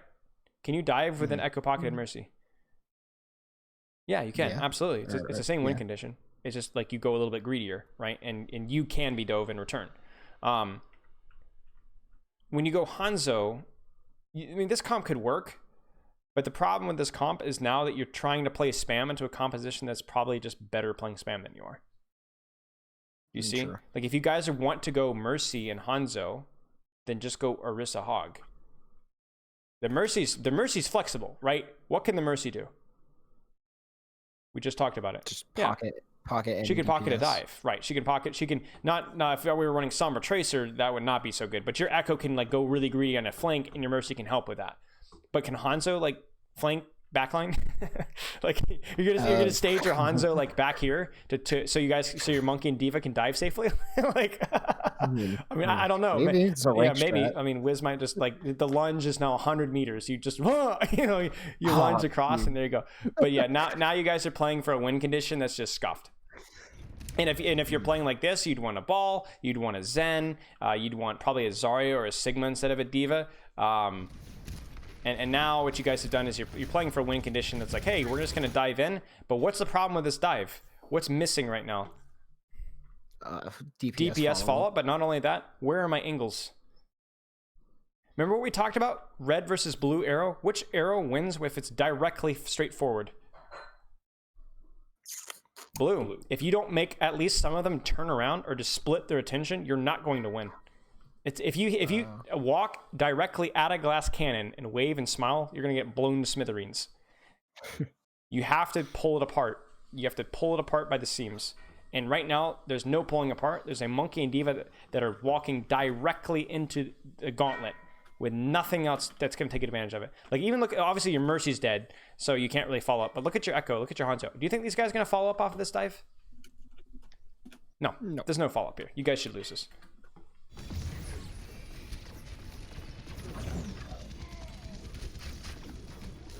And the fact that you even got a kill is just because their BAP is, doing who knows what. Like, Immortality Field and you're gone here. I mean, I don't imagine this goes well at all. Primal Rage will be helpful here, but so like, okay, let's just put it this way. Let's make this work. Before we wrap up this review, let's make this work. How would you make this dive work? What would you need from your DPS? We need Echo Mercy to be like in their spawn basically because they can't really do much. Yep, right here. Flank around this way. Blow up that Orisa or shoot them all this way, right? What about your Hanzo? Where would your Hanzo want to go? He could take top Yeah, left. probably take top left. Exactly. You'd shoot from here. Your Winston Diva would die from here, and you'd come from here. If you could, as Winston, you would love to jump across here and flank underneath, and maybe be able to jump out here. But that's probably very unlikely, right? There's not a lot of flanks for you as Monkey to take here. I'm completely lost. Okay. I'm still lost. Okay. Welcome, ladies and gentlemen, to second point. Okay. But yeah, you'd want a really greedy angle from your Echo Mercy. You'd want your Hanzo to take a more aggressive position. And honestly, as Ana, you'd want your Ana just to chunk a nade right up here, right? And hope something happens. So let's see what happens. I'm honestly curious. Are our DPS going to play aggressive enough on the angle?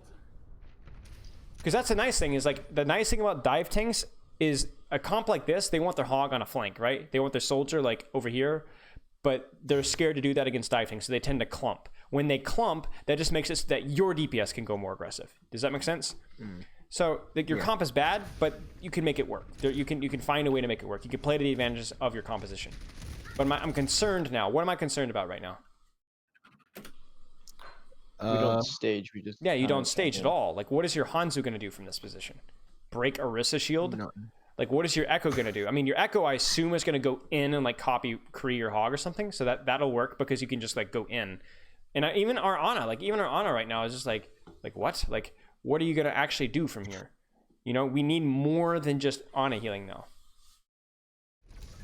And you can, I mean, look at this. Like, this is it. This is the problem right here. Like, we could talk about, okay, the Matrix wasn't great enough, maybe, but like, you don't even get a chance to play your hero. And look, like, this is not good. Not good. I mean, it's good now because they're screaming and running, and they're running right in the middle of you guys. But like, it's not great. Please deal with the McCree. Please deal with the McCree. Please. Yay! Nice. Brilliant. Okay. Nice job. Bear back, my brother's locked out. Okay, no worries. We're that's phenomenal. Okay, we're basically done anyway. So what were the big issues here? Because we talked, I think, a little bit of micro with, I think, everybody in here, at least a little bit. Everybody, I think, Echo, but that's just because Fluff made no mistakes whatsoever. He didn't even peek here. He made no mistakes whatsoever. Rox as well was obviously flawless and even no mistakes whatsoever. So what were the big points that you guys can actually directly go and work on? My biggest takeaway is like the making sure we're all like in position first, so that means we have to call when we're not ready. Okay. Like I'm gonna often. turn off the screen just so you guys can think properly. All right, go ahead. Okay. For me specifically is obviously support positioning when I have the chance, take that Yep. high off angles that, or not off angle, but like different angles that I'm not Sure. diveable. Just rotations. You know the positions, man. Like you don't need to go watch an ML7 stream to know where you need to go. Like you know, like you have a general idea of like what needs to happen. Yeah, exactly. Just focus on that. Okay. What else? Being aware of where the DPS are and their cooldowns before diving. Sure, and call it too. Like when you need, like it sounds like you're already calling dives, but it needs to be okay. You guys ready? Okay, ready, go. Doesn't have to be long and dramatic. Just simple, straight to the point. And if they don't call it and they just feed, screw them. Go pick up some of your plat teammates. I mean, your diamond teammates, and they'll probably do a better job. Okay, who else? Catch me in the diamond boys. Not trial. use my armor packs deliberately. Right, exactly. Using your armor packs deliberately. Perfect. Sombra is soldier, but with a teleport. Okay. That's stuck. Sure. Position more aggressively. Exactly. Yeah. And the big thing with you, that like because like a lot of what I told you, there's a lot of little things I told you in Sombra, and those are going to be tough to apply. The biggest return on your investment though is to not lead dives. You can when I say lead dives, if you guys want to have you calling dives, like when to dive, that's fine. But I don't want you opening hack as a dive win condition. I want it to be you dive a location and stuff happens. It might be a hack kill. It might be nothing but space. It might be a backline rotation for your backline. It might be forcing cooldowns, ultimates. It doesn't matter. But you need to be not cleared instantly before the dive happens. Mm-hmm. Okay. The biggest desync that we saw was clearly between our Monkey and Sombra. There was some desync between our Echo. There's some desync with our backline. But between you two, there was the biggest desync. And I think a lot of that had to do with that philosophy that you have, which I think is harmful. Does that make sense? Okay. Yeah, we sure. can drop that. You're making it harder on Winter for sure. And you're harder on yourself. Like you would like I want you to have gold damage. You know what I'm saying? Like that's what we're aiming for here. Okay. Yeah. Okay. But like I said, like and like we talked a lot about a lot of like little meta stuff here. But if we were to play Ryan Cree tomorrow, like you guys were to play Ryan Cree tomorrow, that composition is about like the timing, right, of Maywall. Timing of, is my Cree set up on a flank, right? If we were to play Orisa Sigma, your Orisa's planting a shield and throwing a halt. Is your Sigma ready? Is your Hanzo on the flank? Is your Echo like ready to go in aggressive? Right? You kind of see what I'm saying, guys? Like, I want you to take this and don't just be like, oh, that was helpful. Swallow taught us a little bit how to play this dive. Now, I want you to take this and whatever meta you guys play, whatever composition you guys play, look at like the synchronization. Is this guy, not is this person staged for a dive, is this person doing anything, right? Are they applying pressure? And if they're not, you need to figure out why and figure out a very basic communicational structure that allows you to do that. Just what works for you guys. Okay. Does that make sense? All right. Okay. Yeah, I'm just writing that down. All right, so we got Q&A. Got about 10 minutes of Q&A. You guys have any, it could be about what we went over, completely unrelated. The conditioner I use, like it doesn't matter. So you guys know what to avoid. Yeah, anything you guys want. So you actually mentioned with the Ryan Cree on the flank. So that's actually something we had a discussion about last night. Like, I guess it's a little vague, but like, how hard of a flank is too much of a flank? Because in general, sometimes I like to be on the side of the shield, or at least in a spot where I can shoot them. But like the biggest example I'm thinking of is we're on King's Row. You're attacking second point, and you have what's called their have staggers. I, as McCree, take that high ground over the Mega, and then the rest of the team is like still in like facing in front of me, and I'm behind the enemy team as they walk in. Is that clear enough picture? Yes, that's excellent. Is that a flank that's too hard of a flank? I mean, it's greedy as all get out, so you want your main tank feeding hard if you do that. Okay. That means literally you just shift in. I'm giving you the AOK to shift. So basically, like, here's the idea: when you're playing Kree, Ryan, a lot of it depends on how good their diva is and how good their diva is at like countering you. So with Kree, the harder the off angle that you can get supported on, the better. But the limit is always like how like where how good their diva is, right? Like how quickly, hey, I'm on a really greedy off angle, but I'm too close. That diva just ends me and I die instantly, right? So you always want to be split at least a little bit. But if they're running like Rein Zarya, or you have a really long sight line that it would take forever for that diva to get to you, like you always want to be split, but a lot of it depends on your playstyle.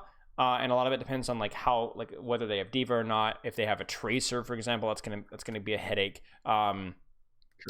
Ball, anything that mobile that can punish you from being split. So you don't want to ever be stacked almost ever, unless you're going for like a flash play.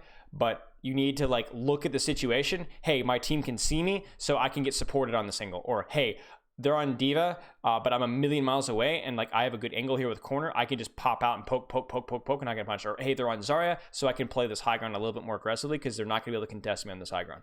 Like that. Those are the kind of the checklists here, because there's a lot of little factors that you have to consider.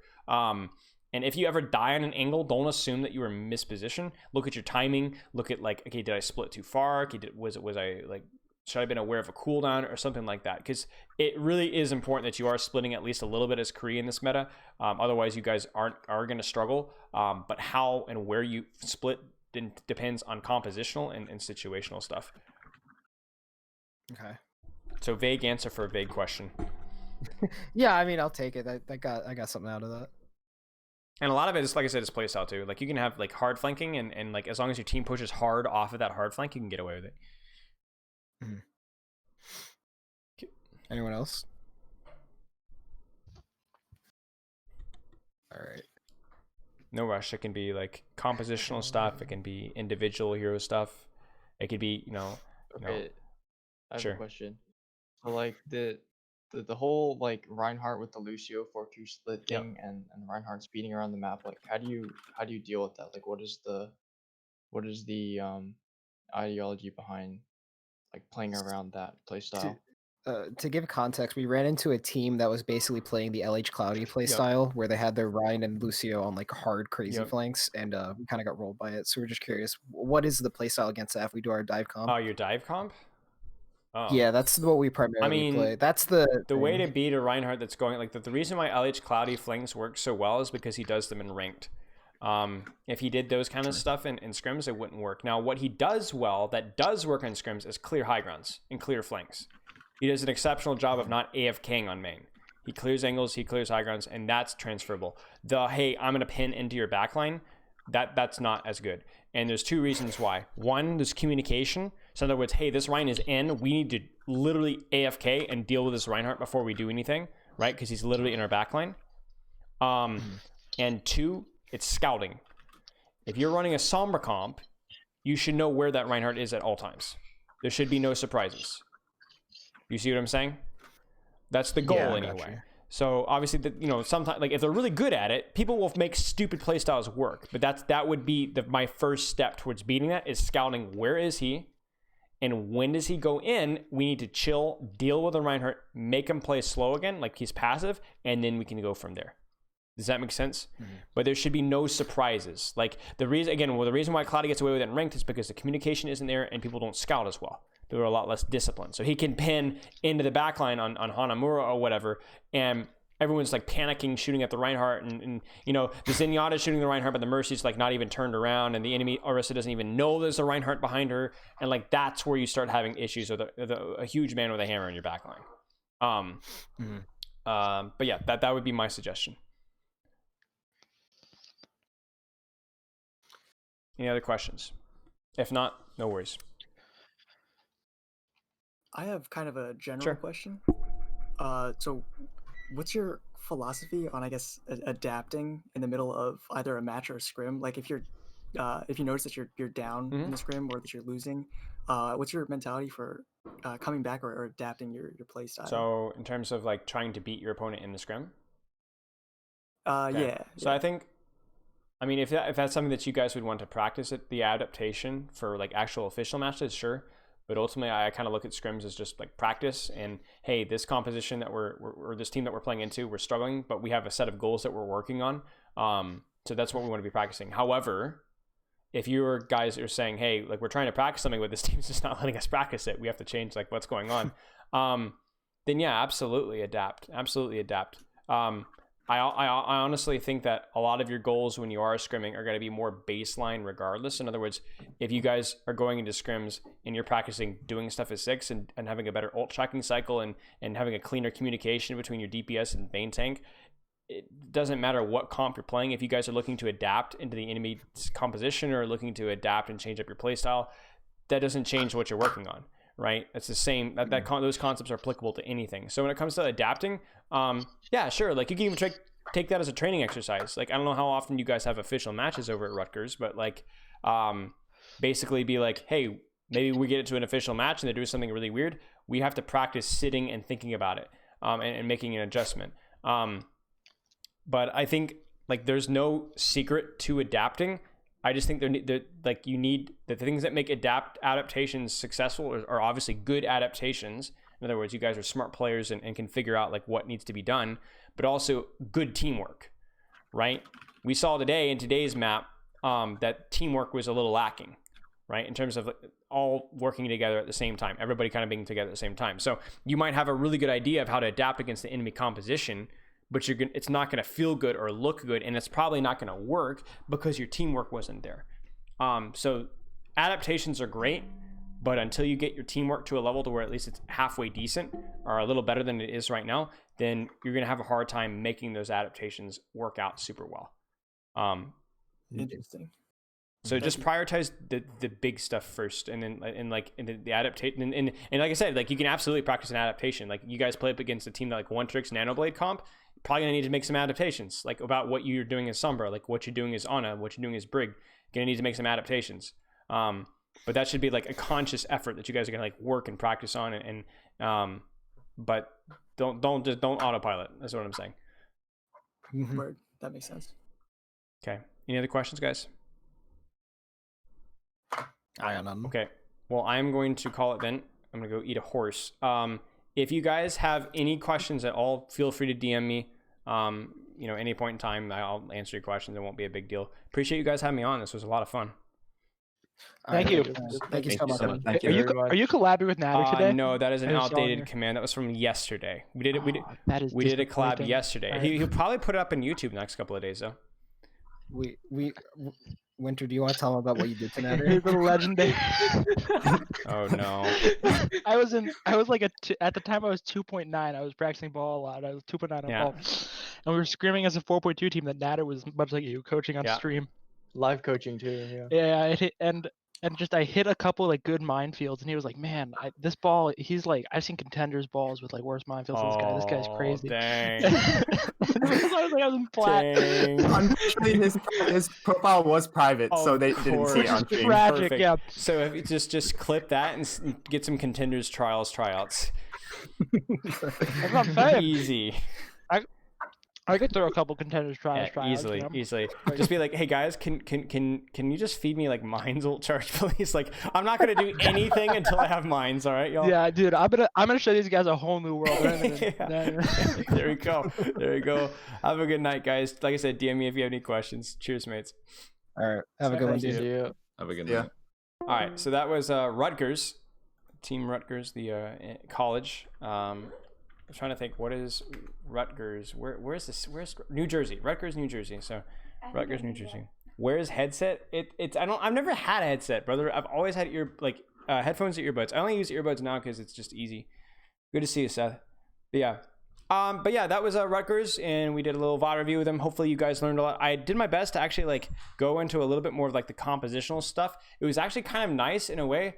So it was like, you guys ever heard the term like creativity through limitations? It was almost nice not having communication because it allowed me to kind of focus on different things, which made things a lot more fun for me. So hopefully you guys learned a lot. I think in these sort of situations, it's really interesting because we get to kind of see like a different team dynamic. Like every single team is different. Like the Diamond main tank who's actually like doing all sorts of goofy stuff like that. Like that's really, really cool. Like that, what a cool team dynamic. And then having somebody who is like not having a coach, like it's like a different puzzle every single time. So they were a lot of fun to work with. Ever cared enough for me to miss me? Maybe this much, but only this much. All right, chat. We're gonna toss a host over to one of my old buddies, Aiden. He is DPS grind, getting to Masters. So we're gonna toss a host to Aiden, a long-time coachee of mine. Can you maybe do more Overwatch League or pro player review? Yes, that is the goal. I'm probably gonna be doing some Overwatch League review tomorrow. Likely, not 100% sure, but might be doing some more Overwatch League stuff tomorrow. Yeah. All right, chat. I'm gonna toss host over to Aiden. He's gonna pop off for me. I just know it. I'll see you guys tomorrow. Smile out.